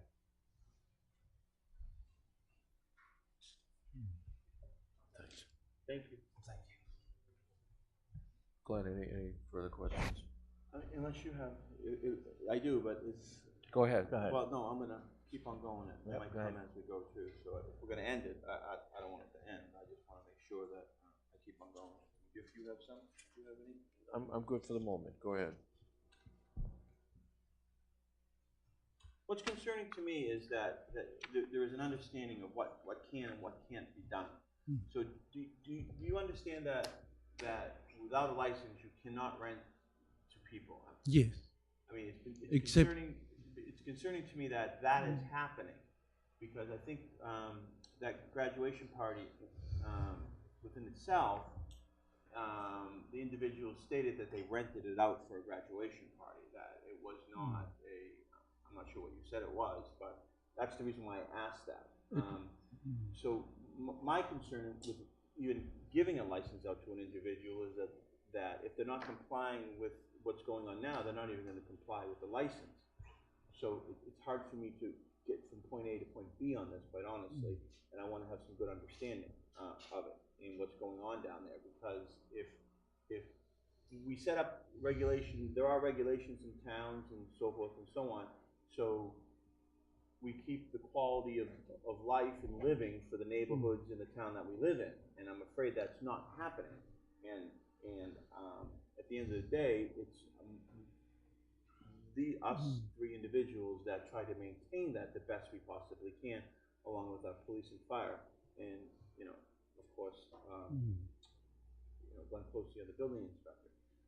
So I just have some concerns of that, and I would have to have some major assurances, and I'm not sure how we can get there, that you would even comply with the license, because I feel that the house is being rented out on a continuous basis without a license, because we did give you a temporary license, and I was one of the individuals, sir, that pressed for that, because I thought that there were other people who said that maybe we shouldn't do that, we should just end it, you have to get your license, but I pressed for that to extend it for you, sir. Thank you. To give you the respect and to give you time to do it, and it's taken almost a year and a half. How long has it taken to fill out this application? So I feel like, even though I try to fight for you, that you've been doing stuff without a license, and that kind of really bothers me, quite honestly.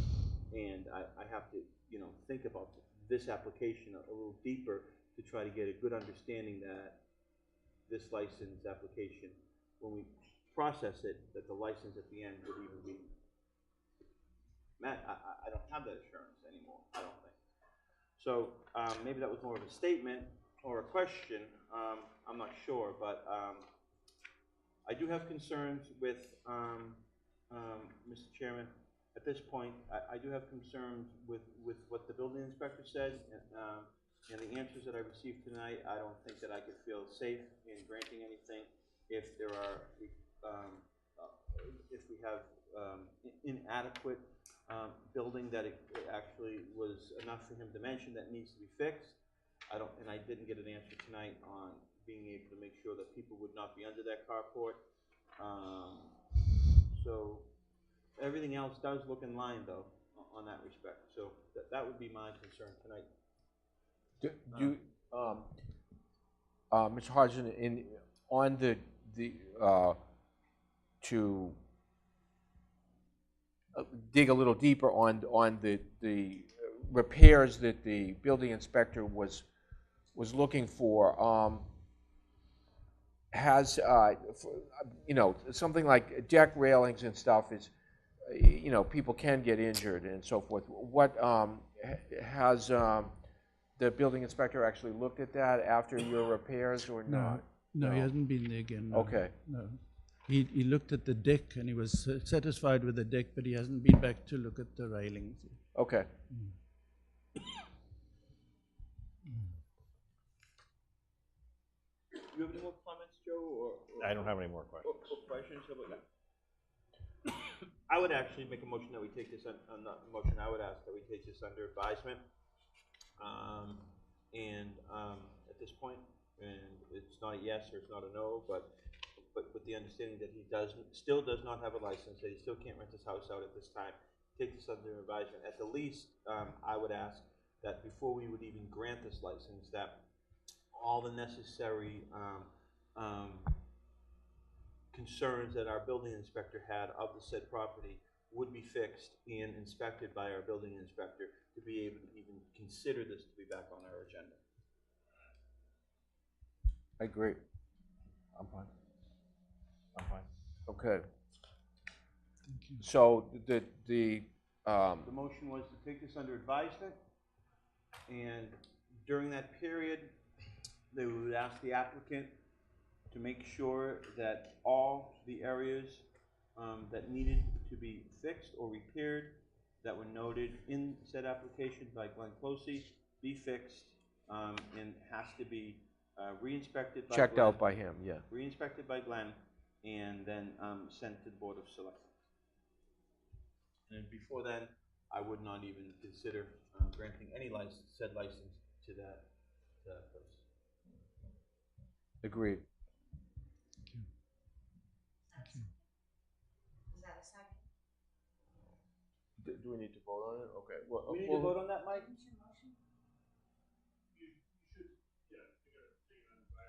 Yeah. Okay. Second. All in favor? Aye. Aye. Thank you. Thank you.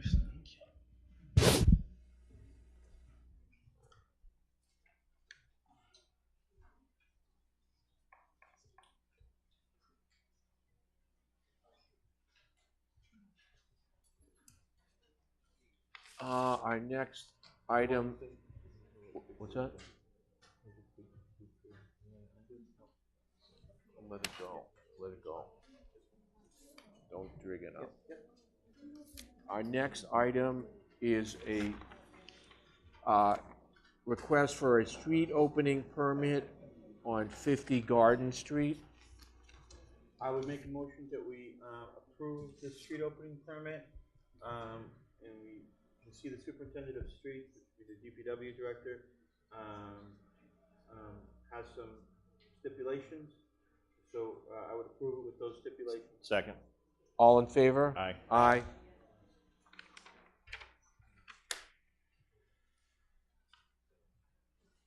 The next item is the never-ending saga of the pump-out boat. Okay, so, you wanna come up, Mike? Oh, it's a good saga. Like Susan Lucci saga, it goes on forever. You wanna say anything? You Sure, want me to what was it, So, you want me to start? you start.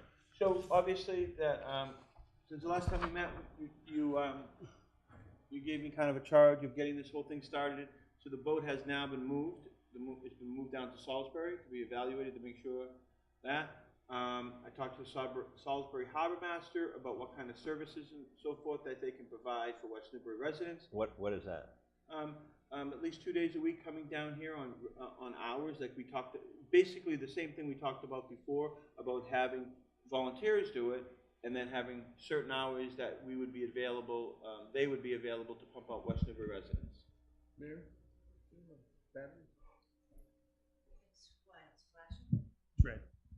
It is. Is there a battery right there? In the front? I see one here. So basically the same program that we talked about before. Because the program that we talked before, that it was going to be volunteer program, and we're going to actually, no, not a volunteer program, we're actually going to pay some individuals to do it. And it was going to be housed at a private person's home. And those individuals then would have a schedule rather than people calling in, because then we didn't have the service. They were going to have a schedule, hypothetically, on Tuesdays from 5 to 7, Thursdays from 1 to 3, Saturdays, and then you'd be available, to make appointments. That time would be available for people to make appointments to be able to get the boats pumped up. That concept would be the exact same concept. Okay. I mean, I think it's a great idea. I guess my question, and I'm not saying I'm objecting, it's a question, is why the $4,000? Why? Yeah, because we're giving them the boat, and I thought when we had a boat. For expenses. Don't they get reimbursed for Okay, the? hold on. Okay. You let me finish my whole thing. Okay. So we would give them for expenses, it would be the exact same way we would do it, and we would get reimbursed to 75%, not them. Oh, okay. So it's exactly the same thing, but they just have the personnel to be able to do it. So their selectmen had a meeting, I think it was last Monday, and conceptually, they looked into it. Andy looked into it with the state and the grant program. They actually said, thank you, right? They'd rather that, they said, good, to get you might have got those emails. Yeah, I think it's with the reimbursement, I think it's a great idea. Yeah, it's all going to be the same way. And then, in preparation for this meeting, Mike had some initial conversations with the Neil Harrington. Neil Harrington, who is the town manager of Salisbury, and this is a draft intermunicipal agreement they're going to be working out with each other. Okay, so Right. we're just So right now we're just reviewing it. Mike and Neil are going to finalize it and come back. So what I would ask, is that this was in the packet, so it's basically going to be like this, that we would give Mike the authority, since he's the chief procurement officer, whatever, or give the chairperson, we don't have to vote on this again, that we vote on it, and then it just, all the fine details be worked out with them, and if any major conceptual things change, then we would have to come back to the board.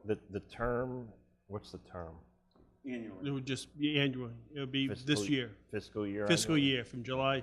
So the idea of this intermunicipal agreement, it would run from July 1st until June 30th of next year. So it would cover the remaining of this boating season and the first half of next boating season.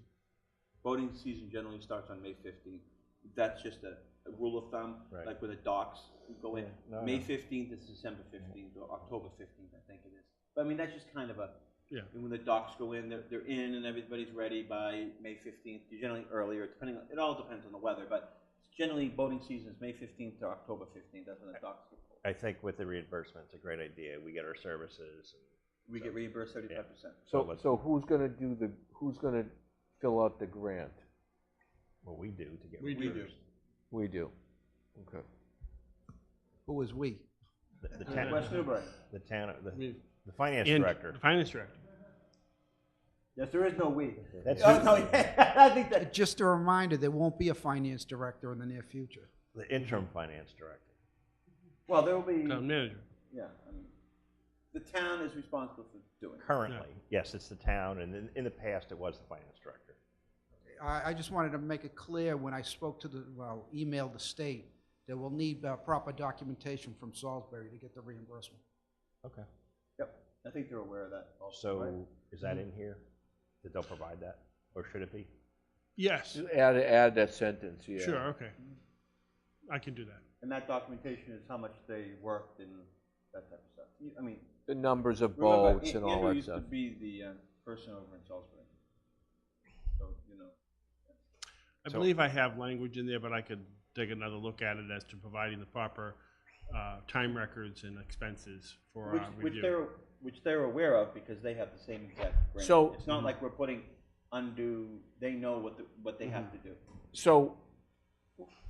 So that the public knows, okay, who do they call and where do they get the info? It's gonna be the exact same way we're gonna do it before. I know, that so, we're but going- I'm, we're what going the, to- so what Well, is I that? don't know exactly Yeah. what it's going We to should be. get this signed and then get that. Right. No, Part it's of gonna it- be part of the Well, whole, ahead I of mean, time. it's gonna be on our website, it's gonna be on the Harbor Right. Committee's already, I've talked to the Harbor Committee individually about this, they're all for it, and then. If they call dispatch, can they But- tell them what to do? Well, Yeah, what- yeah. Yeah. It would, it would actually be prefer worked out. not to, You right? we'd have basically our hours set, that they would be, and as part of the agreement is that we would have as a Schedule A, which would have the hours that they would be, treating West Newbury people. And I would envision that we would put information on our website, put it over with dispatch, but it would be run through them. You would call basically Salisbury and say, okay, I'm in Oh, West okay. Newbury, We'd call them. It I wouldn't like, come through you're us. gonna be there Tuesday, I'm gonna come by at whatever time. Like any good services, I don't want dispatch being able to do any part about it, but if they call the Selectmen's office and ask about our town clerk, we would say, this is the number you need to call for that. The same with dispatch, when they call, they field everybody's, when's the power coming back on? I Is know. school gonna be, is a 3-hour delay today? They have all information, they're the juggernaut of everything, so that if somebody called and said, Okay. this is the number to call, boom. Okay, I think we're good. okay. Yes. Again? And we'll get the we're gonna work it specific out. All information. those logistic things we're gonna work out. Can you just refresh my memory? Is it because you decided you didn't want to have harbor master? Is that why? No, we just can't get the individual, we thought this was all done with the Harbor Committee, but it just didn't seem to work the way we wanted it to work. And it's important to get the boat out there so we don't lose the boat and the grant, because there seems to be an increasing interest of the river on individuals who are moving into town. So we wanna make sure we keep the waterways clean for all the people and the fishes. This is just a one-year fix. And hopefully a It could be long-term- ongoing. Maybe. But right now, Or- it's a year. If it works as well as our animal control officer with an intermunicipal agreement that we have with Newburyport, we'll continue it. If it doesn't work, of course, we're not gonna do it, like anything in town, we're not gonna continue something that doesn't work. Okay. So I make a motion that we, with the amendments that we stated, that we approve the intermunicipal agreement between West Newbury and Salisbury. They'll provide documentation for reimbursement for the fiscal year 18. Correct. Second. All in favor? Aye. Aye. Okay. The battery needs 2 boats. How do we go about getting two batteries for the boat? You just buy them and, West Marine. yeah, they're big boats. Yeah, I mean, and then it'll just go for, against our expense account for them. How do I go about buying them? Our town is in charge there. We have a charge at West Marine? Yep. I'll call, when I get the information. I need to talk to you too at some point, because I picked you for the evaluation stuff, so we have to get together, so. Your lucky day. In Mary, all three, we all talked about it. How about tomorrow at 2? After tonight, probably short. Okay, I'll meet you at 2 tomorrow. Awesome, thank you. Okay, I think this is going pretty quick. It's Fire amazing. Academy, Yeah. let's keep going. Yeah. We're not done. Thanks to me taking care of that licensing thing. So. I didn't hear too much feedback. Feedback? Okay, let's keep going. What are we doing? The next is a request for the use of facilities for the Fire Academy to use the annex. Good evening.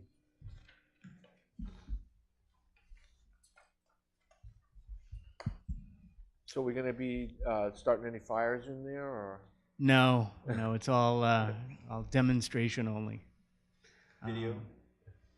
I'm sorry? Video, when you say demonstration, like video and stuff like that? Yeah, Will they be going over to the firehouse to be doing any hands-on stuff? Any of the hands-on things I recommended that they do over the fire station, just to not to bother some of the neighbors here at the elderly complex, and just to keep the sound down to a minimum. So, is the availability okay? There's all but 9 dates that are available. I've given that to Mike. Did you see that? Yep, Mary provided me with those dates, and we Cross can. out Is that the X? So they mean these are the bad ones or the good ones? The bad ones. The bad ones, okay. Purple The X. purple X X are the bad. 6, 7, 8, It's not 9. available. Yeah. So during the time they need it, because like one of the X's, it says 3.5 hours, so during that 3.5 hours. So what are you going to do? Is it that day or that 3.5 hours? We can set up over at the fire station. We may find that they may shift the topic for that particular night, so it's something that's just going to take place outside and not inside. I make a motion that we, Don't have the application yet or the insurance. I forwarded that to your attention about 5 o'clock. So you have a signed application, and there is they're self-insured. We ran into this when we were discussing their rehab piece of equipment that we're housing at the fire station. I can forward contact information to you for the selectmen and to Michael if there's any specific questions. But they're going to they cover through their own statewide insurance any issues that take place. Mike, can you minus the building? Give me, just tell us. So, what is the Fire Academy? Is it a Commonwealth organization? Is it a private organization? What is it? So it's the Department of Fire Services, which is the Commonwealth of Massachusetts. So it's a Commonwealth. Yep. Okay. They put on a call volunteer fire academy, which is for departments just like West Newbury. They house it throughout Essex County. It's a lot more popular in our neck of the woods because that's pretty much where the call departments are housed. But it is a several week. I think it's a 15-week program. Many of us, we're about 50% now in the department that have all attended that academy, and it's training firefighters to pretty close to the same level that the professional firefighters receive, except it's done nights and weekends versus Monday through Friday. Is there tuition involved? Or? Nope, the state funds all of that. Where we benefit is a lot of the training that they will do, a lot of the simulations that they will do, we will have some off-hour access to that. So when they have their academy training, there may be some topics that we can actually take advantage of after hours. There are individuals, our firefighters can sit in and be able to be. Yep. Oh, I get you. Okay. There's a lot of certifications that they go through Okay. in the process. I think it's important, and I think Groveland's housed it before. Yeah, Groveland's done the last 3, which is. Yeah, so I think it's nice to spread it around, and maybe having it here would get more kids or whomever from our town. Greater interest. Yeah. Greater interest, because one of the biggest things, I don't think that it's always about having people show up on calls, and, yeah. And I think Mike's done an excellent job in the whole department now. is being able to recruit more people. Yeah. So I think this might be, having it here kind of Could get a little help. buzz, and Could help. I think it helps. And, if we have a call fire department, I think, we owe it to, to house it, to make, it's our. Well, park. I mean, it just shows a little bit of activity around. It just creating I agree. I'm not stating it well, but I know what you My mean. son's a graduate of this program. He took it, I think. Yeah, we've had a lot of success over the last 5 years. I move to approve the Mass Fire Academy use of the annex at no fee. Second. Mr. McCarron? Just want to point out that, not that I'm saying anything in opposition to it, it's an excellent program, but this will suck up a lot of time at the annex, and so you're going to hear some blowback, because From whom? The birthday parties? Yeah, those basically you'll hear because there'll be nothing available. But I'm We'll just have to saying. choose a different day. Yeah. Okay. I'm just saying. So you know. I want We to. only can I add- want to take knot tying. I want to learn some more knots. What? You can always learn more. I mean, the previous group came in and said it's underutilized. Yeah, so we only can act on the things that are in front of us. This is an excellent program, and we have the facility, so that's basically. And it's our all. turn. When I spoke with Mary earlier today, I explained to her that if there are events that are critical for that location, certainly reach out to me because they are very flexible. And like I said, there are some things that we could do at the fire station. So if there are some events that are critical for residents that they want to utilize the annex for, certainly reach out to me and we can try to accommodate that. So Mike, what I meant to ask this: what's going to happen? Like, what kind of chair arrangement, and how is the room going to need to be reconfigured, or to bring it back to normal? What's the deal with that? So there'll be a senior staff member from the state, and there'll be a representative from my department there. The trainees will be doing all the work, so they will be basically self-policing the start and the finish of the training. So they'll be responsible for putting things away if need be, or setting up. Because that's a big piece of feedback we've gotten. That's what the issue. From other groups that have left it, like they just walk out. Yep. So that would You'll not be be good. just leave it the way you found it. Yep. And the trainees are they need responsible. No, leave they need it to make a better point. than you found it. And any concerns can be sent to me, and I will address Move them. on, like you've told me several Okay. times today. All in favor? Aye. Aye. Thank you very much. I appreciate that. No problem. Well, if we you want to have- do knot tying, when we sit down, it's fine. Say it again? If you want to do knot tying. No, I do. I try, I actually have a piece of rope next to my bed, and I put my YouTube on. Hang on, I got to find it. Appointments. No, we have another. Facility. Who wants to be on the facilities thing? We have another facilities thing. I got to find it. Came in late? Yeah. So it basically was an application for another bike race going through town. And my question to the board is, they've given the insurance, it's nonprofit, you guys are waiving all the fees on that.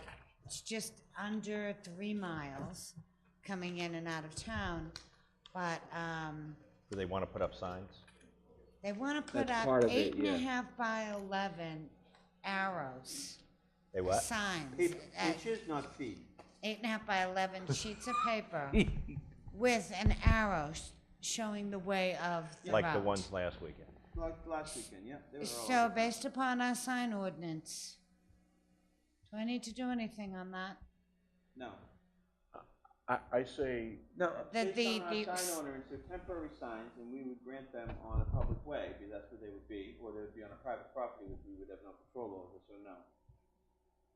But Like, but they have to put it up within 24 hours of the event, and it has to Take it go down 24 within hours after. 24 hours of the event. And if there are and if they're not, we should actually hold it. No, we should start holding a check. And if they're not, then they lose the deposit. But this is a non, this is it the Greenbelt? I think it's Greenbelt, It's the right? Greenbelt, yes. They're gonna be good citizens. Well, you have to, whoever, forget that it's Greenbelt. Yeah. Say it's That's right, and that's why I wanted it Ennis from Haverhill. standard. But what we need to do is, we need to just come up with something, and so give it direction to Mary, so she doesn't spend an excess amount of time on just one thing because she doesn't have the right answers. I So checked the I think ordinance, if We need a bigger, and not to derail this, but we need a broader sign discussion, which we said we were. well, gonna we do. haven't got to it, but Because we need to. a broader sign discussion is like getting your wisdom teeth pulled out. Well- Nobody wants to do it because there's so many answers. That will take meetings to come up with. Because as soon as we come up with something, then there's always that, what if this, what about that, what about that, what about that? We don't start, we'll never do it. I agree. That's on Archie's rules. It is. I know, I read Yeah. it. Okay, but for this particular, let's deal with this one right at the moment. Why don't we have it? Was it in late? no, generally, it's something that I approve, without coming to She the board. was concerned with the signs. But I checked the ordinance, and it's gray, and then it talks about how you have to go to the building department to get a permit, but it really doesn't give you good directions on a temporary sign. I mean, we cannot approve something that's contrary to the bylaw, which is not in effect yet, is it? No, so who cares? So it's not in effect, so it doesn't know. Let's just do past practice. And when did you, I thought you were only I thought so road races and stuff like that don't even come to us anymore? Yeah, they do. Yeah, they Well, do. She just said this is something that I approve, and I'm just asking about the sign. That's what she just said. If it's standard and there's not anything, I She checked just with said the that. police and fire. I thought that was, She just said Well, that. in the past, road races have. The road races have come. do you want all road races to come in front of the board? I thought so. I thought they were just more or less the things that didn't get to us were like, we need the Annex. upstairs for yoga. No, but we said, we talked about even the apple harvest and stuff. We said anything with a sign. Yeah. That's what we said. It needs to come to us. Yeah. That's what we said. It's front of you. When Is there time for it to come in front of us? When is this? Well, it's in September, and I gave Arch the application, so everything's in order. I've checked with the police, fire, there's no issues there. And it was just the sign. Well, I wouldn't even think about any sign things until this new sign law thing is even passed. What's your thing about it being passed? Oh, it'll be passed. I'm sorry. When do you think? First week in August.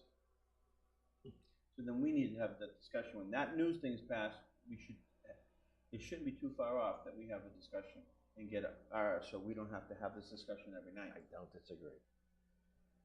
No, I mean, look at how much I time. don't want to do it, but we have to. You're right. We have to start and we have to do it. Because then before you know it, it'll be fall and they want to have Christmas tree signs. Well, and other stuff. We already had that Okay, whatever. argument. Okay, let's move on. Okay.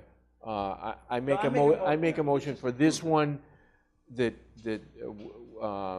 we approve it with the 24 up and down on the signs. Good. Second.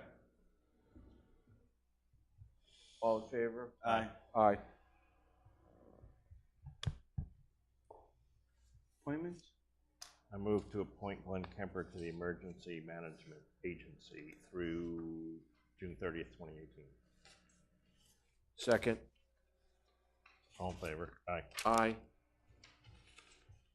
I move to appoint Mark Marlowe and George Evans to the Emergency Management Agency through June 30th, 2018. Second. Aye. All in favor? Aye.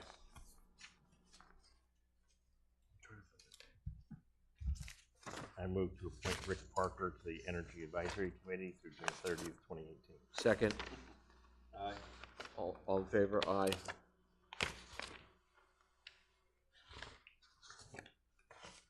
We got some late ones in, right? Some people that want to be on the investment. Oh, yeah, I was gonna talk about that under, future agenda. Okay. I don't think we're ready to actually appoint. Okay.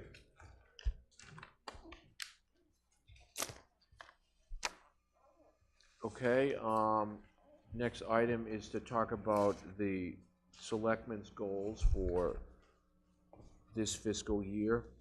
What about last year? Well, we can talk about that too. I mean, how did we do? Well, fair at best. I think we want to talk about this year, so then we can, whatever we didn't accomplish, we can put on next year. Make it a priority. Yeah, I mean, looking at this year, the things that we did were the high school building, the town manager position. We did those very well, and the tax rate. I don't think we did, the new water source, no. I think, no, I think we worked on it. We're on a process of it. Yep, but we don't have one. No, but we're working towards it the best we possibly could. We couldn't have done it any better. We were working towards it, that's true. Do we know, one thing, do we know the status of the water department's upgrade on their well, the existing well? Remember that the new project? You mean the new well? Yeah. The money we appropriated. Could ask him. Where do we springtime stand on that? That's something to find out. Yeah. I have that down on a future agenda thing about maybe we haven't had a meeting with them in a while. Right. Capital asset planning. I mean, I don't know that we actually have a revised, and you tell us, do we have a revised capital asset plan? Right, and I still think it's not. It's not there. It's not perfect, but it's better than it was. It's better. That's where I would say it. As long as the whole thing with that too, and not to get off on this, but I would like to see that way early before the budgeting process. Like when we meet with the FinCom, they should already kind of say, here's the schedule, and have a discussion with us about it. Then they can go and talk with, if they're going to rate things 1, 2, 3, 4, 5. But the whole prioritization, and here's the schedule, here's what we want to look at for this year in the fall. I think that's a great point. And who determines? Okay, we have a schedule. So who determines that we keep that schedule? We do. Is it department heads? What do you mean that we keep the schedule? It's not a fire truck or a dump truck in 2017. I don't think we've had. And I agree with you. I think we should analyze that capital improvement, the capital thing early on, and then have a discussion. If we have the same thing. I agree. Yes, I agree. We're saying the same thing. So the department head makes a request to have X, Y, and Z on the schedule, and then we've got to look at the total schedule and see what we can afford and prioritize it. Yeah, and say, you know what? Or the committee is going to do that, and then they should come and share that with us, and we should. Or even if Gary comes in and says, I really don't need a new dump truck this year, but this might be the year to do it too. You know what I mean by that? Yep. So those discussions have never happened. Sometimes we said, we come in and say, hey, we need a new X, Y, Z. Well, it was on the schedule 7 years ago, so you should give it to me now. But then it's not a good year to do it because. Yeah, so have that discussion early on before it even gets into the flow of stuff. Because it's only a guess to begin with. So if we have that discussion, I think our plan can be better suited for the next year. So we have the discussion, say, no, we're not going to do it this year, but I only anticipated to do it this year, but it's going to take 2 years, and then we really need to do it, and then we can make the whole plan. As our representative, can you bring that up to them? Okay. You understand what I mean by that? Because I think that's where the plan falls apart when we don't stick to our plan. And sometimes it's good not to stick to the plan because we are getting more life out of things, but then it all goes nuts because, we had a fire truck on there and we didn't replace it, but, I don't know. So the list that we had under department head priorities, not so good. Enhance developer oversight, which we do want to do. Establish long-term capital priorities. Bring roads signage into compliance with MUTCD standards. Develop ongoing facility maintenance plan and pavement management plan. develop strategy to reduce police and dispatch overtime and employee turnover. Well, we've been trying to do that. I know It just we isn't, tried. it isn't working, no. Trying hard doesn't count, only accomplishing counts. Well, that's not true.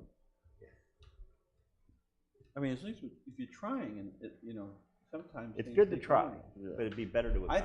I think we've taken major steps on the employee turnover aspect, but it seems the police dispatch thing seems to be going up.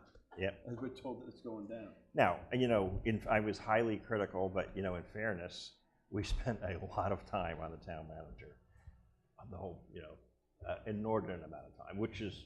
Which you needed it to be. Yes. That's a huge thing. Yep. That, if we sat back and looked at the process, right, that we did, Yep. I mean, it was a big undertaking, and we got it done. Huge. So part of my point in bringing that up is, I'm not like talking about anything specific, but I think we just need to be careful and mindful on the quantities of things that we have. And as selectmen, specifically for us, I think we should have no more than 4 or 5, and there should be a list of department head or board or committee things that we should do a better job. I mean, based on this results from last year, we should do a better job of having a discussion with them and having those things incorporated into their departments. Just my thoughts.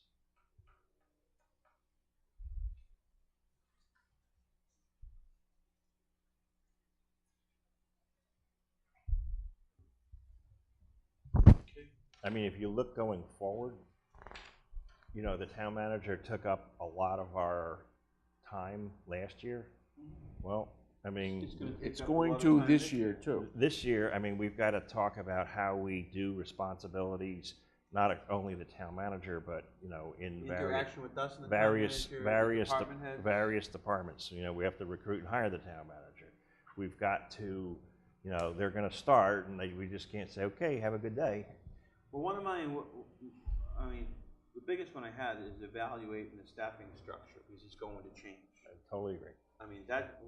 If we can accomplish hiring a new town manager and evaluating and, changing staffing structure if necessary, and be able to implement all that stuff in this town, that's gonna, and then, remember doing the budget, doing this and doing that, I think that's good. So how do we want to have this discussion now that we said all that?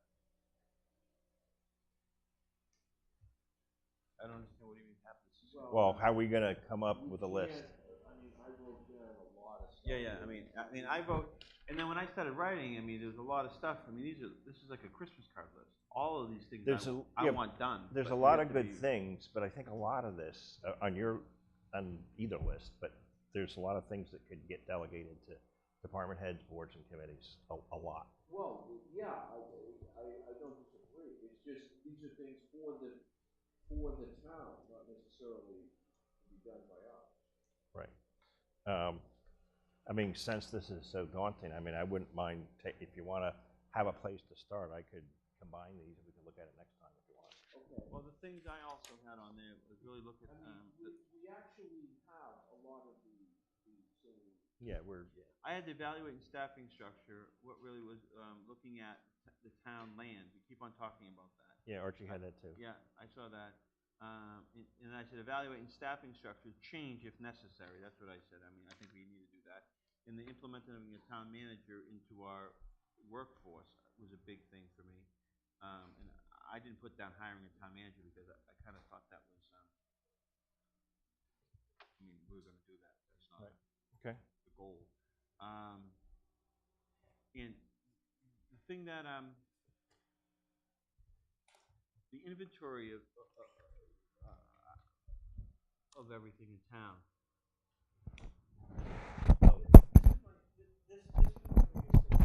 I think it all still evolves around the town manager. Okay. We have to have an understanding of what's going on in this town. We should evaluate and have an understanding of I think we know what every department does and so forth and so on. But for us to kind of like hand over the reins. I think we have to have a total inventory of everything in this town and have a good understanding of every working concept of every department before we can even talk to a town manager after the person is hired, right? To be able to do that. And Say it again, I don't get it. so Yeah, I noticed on one of yours was an inventory of town, of just everything we have, like everything at the DPW, what we have, or, I mean, I think to hand over something to somebody to go forward, I think. Oh, what's the starting point? I get you. Yeah. What's the starting Yeah, point? that's true. You know what I mean by that? So that's a daunting task in itself. I mean, of going through everything. And then us having a good understanding of what the planning board does on a daily basis. I think we do, but not really. Do you know what I mean by that? Mm-hmm. And what the assessor's office does, what the finance department does, what the DPW does on a daily basis, what their understanding is of stuff. Yep. Before we just throw it off to an individual and then tell, okay, manage our town. Yep. You know what I mean by that? Yes. Yeah, Yep. how do you do that? Yeah, I know. I think that if we could accomplish that of getting, I think it might have been Andy or Mike Patino mentioned about having, or maybe it was the auditors too, of saying that we don't even have an inventory, that. I remember when they came in. Yes, I do. This last Yep. one before. Yep. About something about our cash. The two things they said to us about something about the cash Yep. aspect of it, and that we don't even have an inventory. But then somebody said, "Oh, what? You want an inventory every weed whacker?" No. Yeah, maybe. I mean, maybe not every screw, but do we want? You know what I mean by that? Mm-hmm. Yep. I don't know. So you're right. I know it's hard, but I mean, if we could accomplish that. So I'm working with the insurance company right now and inventorying all of our vehicles, tractors, things like that that are insured. So I can help with giving you a list of that. That can be a starting point. That can be a starting That's a good point. starting Exactly. But you understand? Yes. Maybe I'm being too. No, you're I don't right. know. I mean, I wouldn't Whatever. say that's the first or second priority, but yes, we need to have it. But to be able to hand over the reins to somebody, there has to be a starting point. There has to be an understanding. Like there, Yep. Okay. I think that's important. That was the whole town manager thing, and making sure we do it right for us, for the town, and for our staffing, for our current employees is I think our number one priority. It's number one, it's number two. I agree. Okay. So why don't you combine them? Because I basically had the same one. That inventory thing, I think Archie had something like that on his also, if I read correctly. And me looking and getting an understanding of all town-owned land and start doing stuff with that. And something like that is something that even just throwing out the fact that, hey, these are the town-owned lands that we have. The selectmen are thinking about utilizing them, selling them, or doing something else with them, and just give it all to the boards and committees, and let them come back to us and say, well, we really could use it on the ball field, so don't, you know what I mean? Something like that. Because they just sit there. And the only people that are really working on them are the trail people. That's true. And then all of a sudden, when there's trails on there, all of a sudden you can't sell them. All of a sudden you can't put a parking lot on them. All of a sudden you can't do this, and you can't do that, because we've let the trail people, in a good way, because people utilize, spend their sweat equity putting trails all over the place. So if we feel comfortable with all this land, just having trails all over it, then we don't do anything. Or if we think we want to look at it and have some other town, let everybody else say that selectmen, want a hard look from the committees. They might be thinking about selling some of it, about utilizing some of it. Does anybody have any other people? Okay. Next.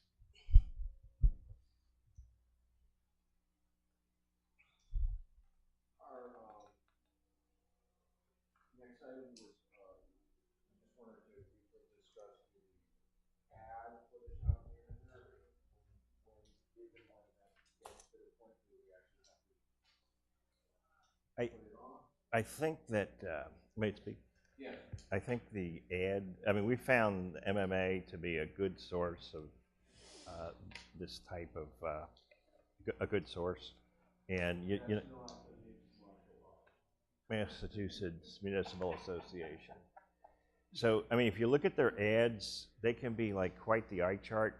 So I've noticed like the professional recruiters, they have a very brief ad and they bring you to the website. And you know, it just says what the ad is, enough to let the person know, yes, I need to look at that or not. So I would just advocate for brief and then bring us to something that is not like the job description that we did is good, but more of a selling job description, if you will, that kind of merchandises the town to a degree, but also lists the job requirements and responsibilities, educational requirements. So that's just my kind of thinking.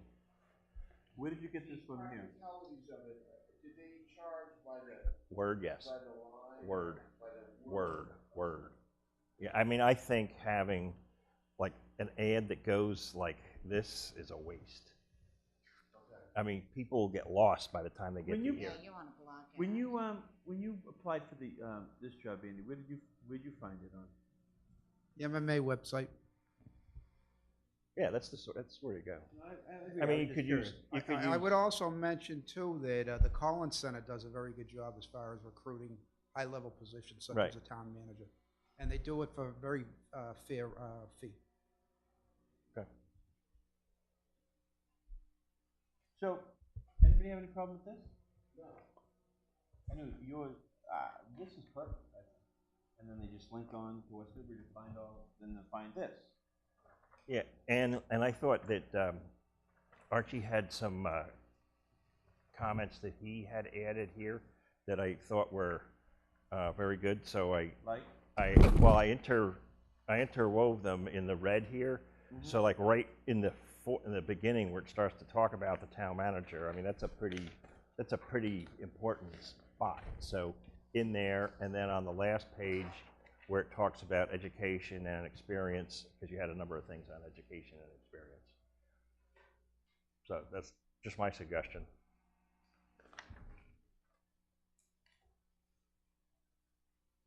So the idea would be on the town website, we'd have a PDF of this, and if somebody comes, you know, this ad would be linked to this. That's great. I think it's the best. Yeah. Okay. Let's do it. So I move to approve both the website version and town website version. Second. Aye. And it doesn't go up until? Nothing goes up until governor signs the legislation. Perfect. Okay, so now the $1 million question is, I took Andy's list and I kind of just boiled it down to Essex County town managers and Essex County town administrators, because they're the most direct. And the salaries here are, you know, they're the same as in the middle of the state also. So just to kind of boil it down.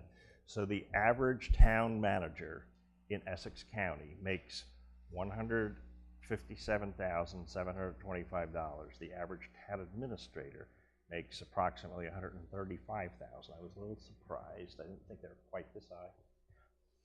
Yeah, that's our range that I think we've always been talking about. We've got some big towns. Yeah.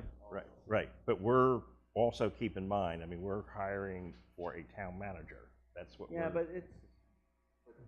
But we've got North Andover, Well, Kansas, every these town, are all bigger. every Are you town. asking for a range tonight? Well, we have to do it either tonight, I mean, at some point, because we've, yeah. Do you want to come up with a name? How does that range? No? It does not hit he wrote, it's public, you have to say it. Yeah. How am I saying it? I can't even read my own. Asking the paper. I can't even read my own. I can't even read my own writing. My first thing, if I looking at everything, would be 110 to 150. No.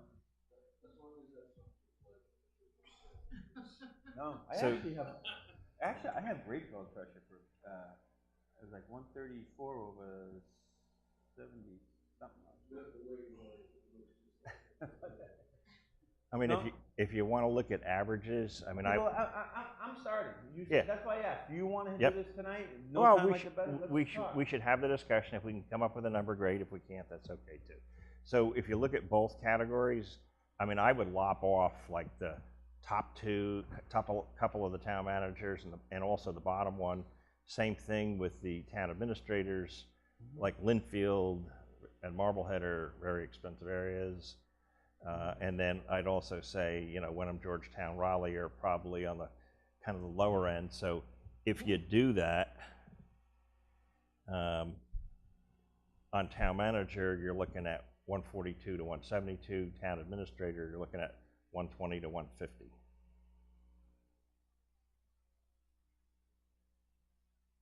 So I'm just taking off the extremes and not coming up to any number. You want to cover something next week?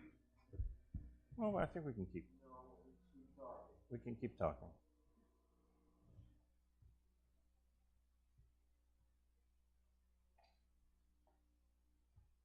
What do you think? I'm thinking 140 to 155. Okay. That's in the ballpark what I was thinking also. 145 to 140 to 155. And, you know, we're not holding ourselves up to, like, it's in an ad. So, like, if somebody is under that wage that comes in. Nah. Yeah. That bottom number is the bottom number. I think if somebody that earns $110,580 comes in and applies, I'm not going to give them $140,000. Well, see, no. I don't see how you could do that. Yeah, you can't do that. It would have to be about, you know, whatever they're making before is whatever they're making before. It's you know, It's also irrelevant. exactly. We put a price. We put a price on a position, and if that person you feel is the best qualified for that position, they need to be in that. They need to be in that price structure. Who cares what they were making before? They could have been underpaid or overpaid. We don't know that. You guys are going to decide that on the interviewing process. So I would say 120 to 150. I like a bigger, for that reason, Joe, I would rather a bigger spread than a 140 to 155, or I would do 130 to 150 or 155. What about let's spread it apart more. So just to kind of compromise between the two, how about if we do 135 to 155? Archie was at 140. And I think that stays true to everything we said from the beginning. To anybody who talked to us and asked about how much it's going to be, we said it's going to be around 100. I remember saying that at public meetings. It's going to be around $150,000. Yeah, we said. No, we didn't say, oh, it's going to blah blah blah, and then. So I feel comfortable with that because Actually, this is what the people have always been told. You're right, because I think we said 140 to 150, and this is 5 under and 5 over. Yeah, I mean, nobody can complain that I told you. No, we were straightforward all along. I think it makes sense. Make a motion that those are 135 to 155. Second. Aye. Aye. Good. I'm proud of you, Archie. Keeping me in check, moving right along.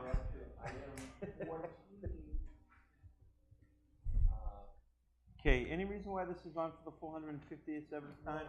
This one, I don't think we actually approved the edits. That's what we're doing. Exactly. Make a motion to approve. Make a motion to approve the Town of West Newbury's wage schedule for fiscal year 2018, the one that is stamped July 18th, 2017. Second. Aye. Aye. Make a motion to accept the minutes of April 3rd. I'm good. Aye. Aye. Make a motion to accept the invoice warrants.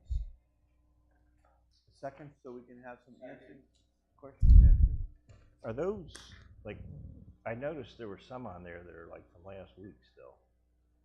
We got A second thing in. You didn't sign it, it was all put together into one elastic. Remember I said last week they need to be individually elastic? I mentioned that because they were all in and they weren't? No, and they always get mixed up. Everyone has to be individual elastic. The old accountant, that was like the first day you were a selectman when we did these. She comes in and screams at you, "Don't you mix them up!" Flip them outside the drain that way. Okay, on the, so you said payroll. No, I said invoice. Okay. All of the, okay, so this, I had a question about one of the, Lori Road, all of these invoices are FY 17 encumbrances. But this one says the date of the invoice is 7/1. Is it for services performed? Before. The date of the invoice is 7/1. Who's the vendor? Rico. It's for services prior. It is for services in June. Wait a minute. Yes. Which the bill pay is 7/1. Is this 7/1? Well, the invoice is 7/1, but it was actually, what was? The services were provided. Services were done. Can you do that? If the services were. In other words, the invoice is dated 7/1. But the services were earlier than that. Yes, that's appropriate, and the other thing is you want to have 12 invoices in a given fiscal year, so like a utility bill could cross fiscal years, and you want to make sure you got 12 in a year. I think that was for copies. Mm-hmm. Yeah. Done. Mm-hmm. So they were copies that were done, and there was meter reading. Right. For the period in May and June. But he didn't do the reading until The end of June, and they sent the the bill. Yeah. So these are for fiscal. So your question is, you can pay for certain, as long as the services were rendered in the fiscal year, you have until July 15th to pay those. And the invoice can say July 1st, 2018, even though it was a bill for the 17th, as long as the services were provided in that fiscal year. You have up until July 15th to do that. Mr. Chairman, the auditors also do what's called a search for unrecorded liabilities. So if you charge that in fiscal year 18 and they picked it up, they're going to say, this should have been charged in fiscal year 17. Yeah, but the services were provided in that fiscal year, so you can do it. And this is the reason why they allow you up until July 15th to do this, so we're good. Housekeeping things can happen. Here, come here.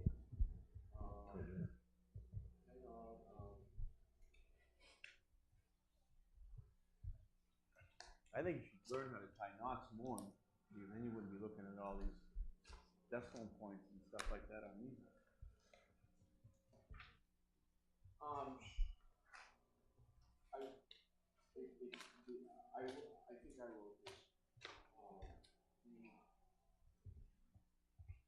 The child insurance is what? What's the difference between that and the Maya insurance? What is the child policy? That's the one they have on me. That's the fire and police risk management policy. Okay. So if somebody gets hurt, they're in the fire away. All right. That's a pretty expensive one. Well, you're insuring somebody's life, or if they lose a limb, or, you know. Exactly. I mean, so it is.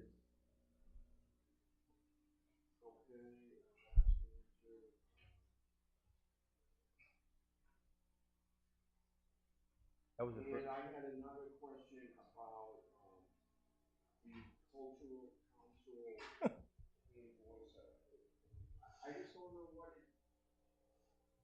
We're spending 600. We're sending 600,000. 600. Not 600 to. The flower show. No, it doesn't say what it's being paid to an individual. Oh. Is this the one that they had it at the Museum of Fine Arts? No, it's for the flower thing. Yeah, but the flower thing for the Museum of Fine Arts, we had a cultural council thing that they went into, No, it's the flower, I thought it was the flower tour. yeah, but they went into the Museum of Fine Arts with flowers that you would do an arrangement for painting, they could pick painting.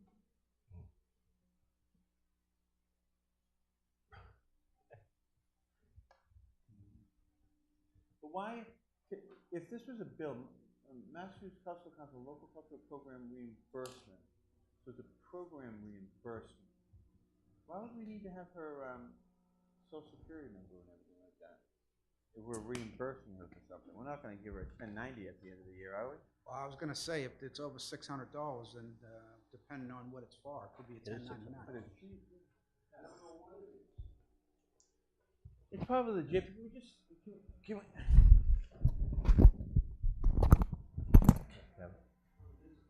Just find out what's about for us, right? Yeah. I think it might be. Did they do something in there, Jen? A cultural council? Flowers. Pullman? No, cultural council. Is this wages? Margot Pullman. Moulton Street? Is that the thing they did in the? I know they did that. Yeah. Project title, Art in the Garden. There it is, Art in the Garden. It was the flower tour. Yeah, I kept that saying was that. the Art in the Garden they did with the, in conjunction with the Garden Club and the Cultural Council. So you went to individual homes around town. And I thought they had to pay $20 to go on. So what's that So for? maybe she fronted the money or something like that. It's legit. It's legit. Yeah. So you went. You went. No, I know. Did you still want me to research it? No, it's fine. Well, that's for me. I can't speak for these two gentlemen. We need to vote. Aye. Aye. I move to approve the payroll warrant. Aye. Second. All in favor? Aye. Aye. Oh, abstain. Okay, make sure, so we got, what, 6 of these to sign, make sure we got them. Yes, sir. I just turned them all sideways. On future agendas,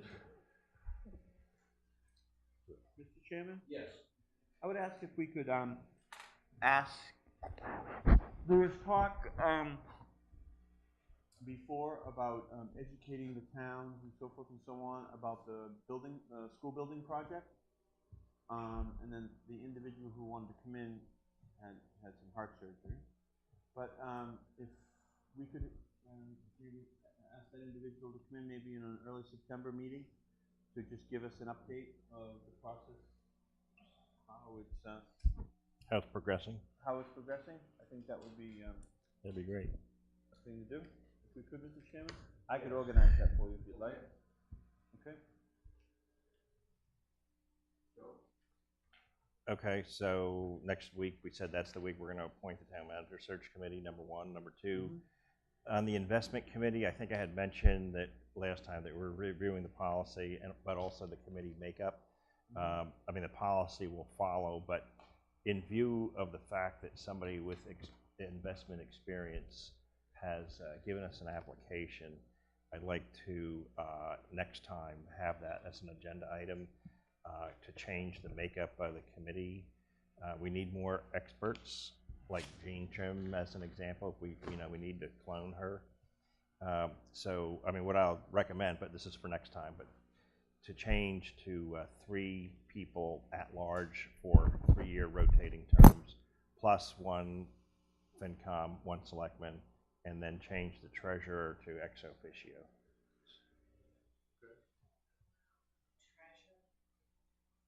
We're just going to investment policy makeup. I was just giving them details. So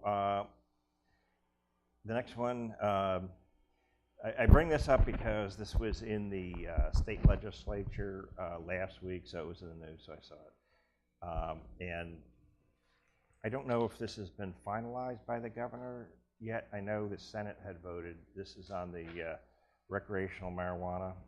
Last fall in West Newbury, it was approved, the use of recreational marijuana by a vote of 1,530 to 1,425. But this is legalizing possession. It doesn't talk about retail sales establishments. And I think that was part of what the legislature was talking about. So these are two very different questions. And I think where they were going with it was, if your committee had approved it, you would actually have to put it back to the town. Yeah, the town approved it. Sorry, town. You'd have to put it to an actual vote of the voters at an election. This is still to be fleshed out, I'm sure. Mike will give us. But if you voted against it, if your town voted against it, then the town, city council or selectmen or town meeting, I'm not sure if it's selectmen or town meeting, they wouldn't have to go to actual vote. So I think it's town meeting. I think it's selectmen. that doesn't apply. It doesn't apply to West Newbury. We would actually have to have a vote at the polls. So what's the timing of that if we wanted to have that? Isn't it?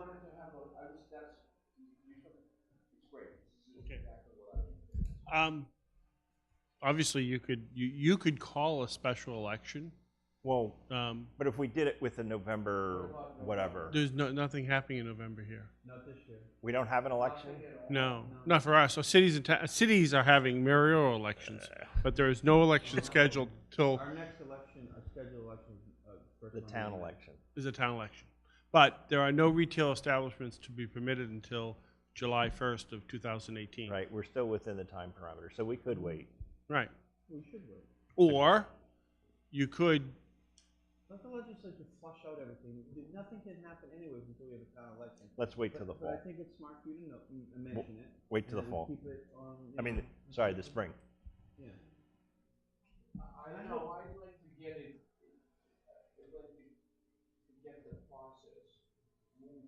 But we don't know what the process is. I'm saying let the state legislature figure it out. But if we can pass. They have. They voted it last week on Mhm. Thursday. So let's figure out what it is, and then Well, I just we can all. told you what it was. So that's it, there's no other caveats to it or anything like that? I mean, that's basically what it is. I mean, we approved it. We want to stop it. Say, we don't know that we will stop it. Here's, We'll plan for it for the next springtime meeting. no, election. So That's what I meant, that's what I meant. in communities where question 4 passed, the municipal government must prepare an ordinance or bylaw which must be reviewed, summarized by town council. Following the review, a vote by the board of selectmen or an approval, and then it must be placed on a ballot at a special or regular municipal election. So we have to approve it, and then it has to go on the So spring. this sounds like there has to be some type of bylaw or something like that? Not a bylaw. no, you'd We put have in to vote it, and then it has to be voted at the polls. So we would have to say, we do not want any marijuana dispensaries in the town of West Newbury. And then we would, or say, yes, we do. Yeah. Either or. Yep. Or, now, No, I mean, if we say, it happens unless we say it doesn't. yeah, so if we do nothing, Right. nothing, right? Someone can apply. Someone could apply to whom? state. Okay, and then the state, and at that point, the town has no. Well, they would still have Don't to. we already have? Didn't we already establish that if there was any? No, we did. We established. We Of placed the medical marijuana, Medical marijuana. and our bit out in Scotland Road. right. So Nothing to you'd do still with have this. to comply with zoning. So the only thing would be is it would be a retail sales. It would be considered just like So when any would- type of retail sales. So it would only be permitted in the zone that would permit retail sales. So when we're talking about this, does that vote allow somebody to have a growing place here? Can you have, so somebody could sell their land to somebody who wants to have a grow facility I here don't know. and not a retail place? So I think that's another one we want to talk about, of having grow retail. So does hold on for a second. Does the state legislation have anything, as I was kind of listening to it also last week, that if a town votes no on it, do they then in turn not eligible to receive any of the tax dollars that are going to be attached to that to be distributed to the town, cities and towns in the Commonwealth? 'Cause I heard that might have been part of it. I don't believe. You can have it's like the hotel tax, you can have a state hotel tax, and then you can add. A local. You can add on a local tax. And we have the ability to add on a meals tax. Some places that I have businesses in add on a local meals tax that go to schools also. Yeah, So right. the Not meals tax is not 6 for us. point- It would be like the local meals tax. No, but, yeah, But get- this is my point. So the state, I think some had like 20%, and then I think the House wanted 20%, and the Senate wanted a 12%. The way that it was voted. So whatever that was shaked out. So there is a state tax for marijuana. So it would, for selling of marijuana, and it just say it was 15%. There'll then be monies accrued for that state tax. Then those monies are going If you to be had a store, if you have a store. Those monies then are going to be distributed like the lottery, right, monies that go back to the cities and towns, I thought. No. If we have a store in West Newbury, we get their tax. I think that's the way I interpret it. No, that's not. No. The debate that was on NPR last week, if anybody listened to it, when they had the Senate President on, that question was asked of him, and he dodged the question. He said there will be not much money left over for everybody after they do it. So there was talk about if you say no to one in your town, not if you have one or not. If you voted no to your town, then you might not be eligible for the state taxes that are going to come back. That's it. Okay. That should be part of the discussion. I'm not saying pro or con. But also you can add your own. Yes, you can. Local tax. Yep. We could do that now and say that our meals tax, we want to add 3% to it, and that money will stay designated to the school. We could do that right now. Middleton does that, and Peabody also does that. Yeah, except we don't have any. I'm just saying. They could open a new pizza parlor. So all I know is I don't know, but what I know is that we should start beginning to have a discussion about this, so our deadline will be the next town election. Yep. And it sounds like we need to do things. 65 days before the next town election. Okay, that's the question. Okay. So I just want to, my thinking is, who could help us think about these things? Someone shows up and it can happen. Someone shows up and says,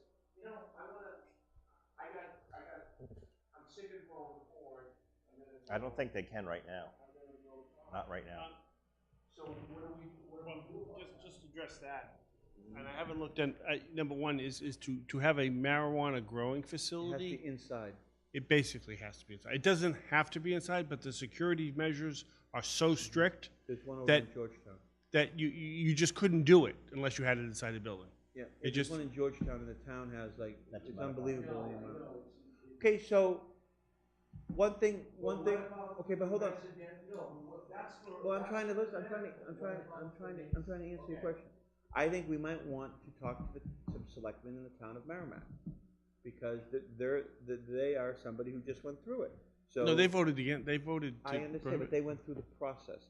Some selectmen over there thought it would be a good idea to get revenue by having one. So they brought it to a town's vote, and then they said no. They were going to put one right across from the Dunkin' Donuts, whatever that street is called, off of 495. But it was also voted I understand, but I'm just saying, he's asking, who do we talk to? I'm saying it was voted down. It was voted down, but we might want to get information, like why would you even consider it? Well, they were considering this. Okay, do you know why the negatives against it? Merrimack voted it down. Groveland voted it down.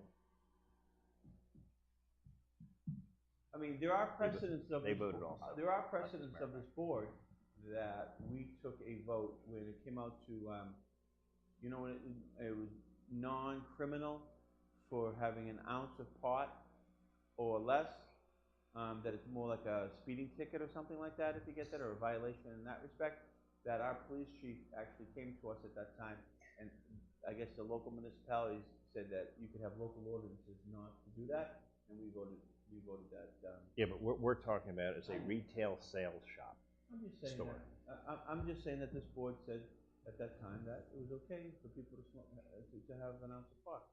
I'm just Okay. trying to be, I'm just trying to be fair.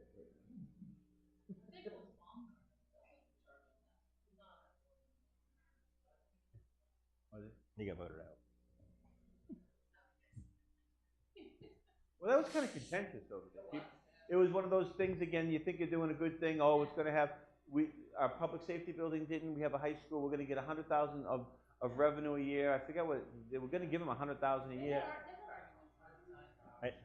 Yeah, a year, and plus some taxes and all that, and then, you know, you think you're doing something good, then all of a sudden, oh, we don't want that in our backyard, our housing, the biggest thing, people thought their housing values would go down if there was a pot. Groveland had the same thing, and the people said the exact same thing. Well, I think on certain things like that, I think it's important to let the people speak, because it affects all of us. That's why we should put it to a vote. Yeah, I would agree, I Okay. would agree with that. I move to adjourn. Second.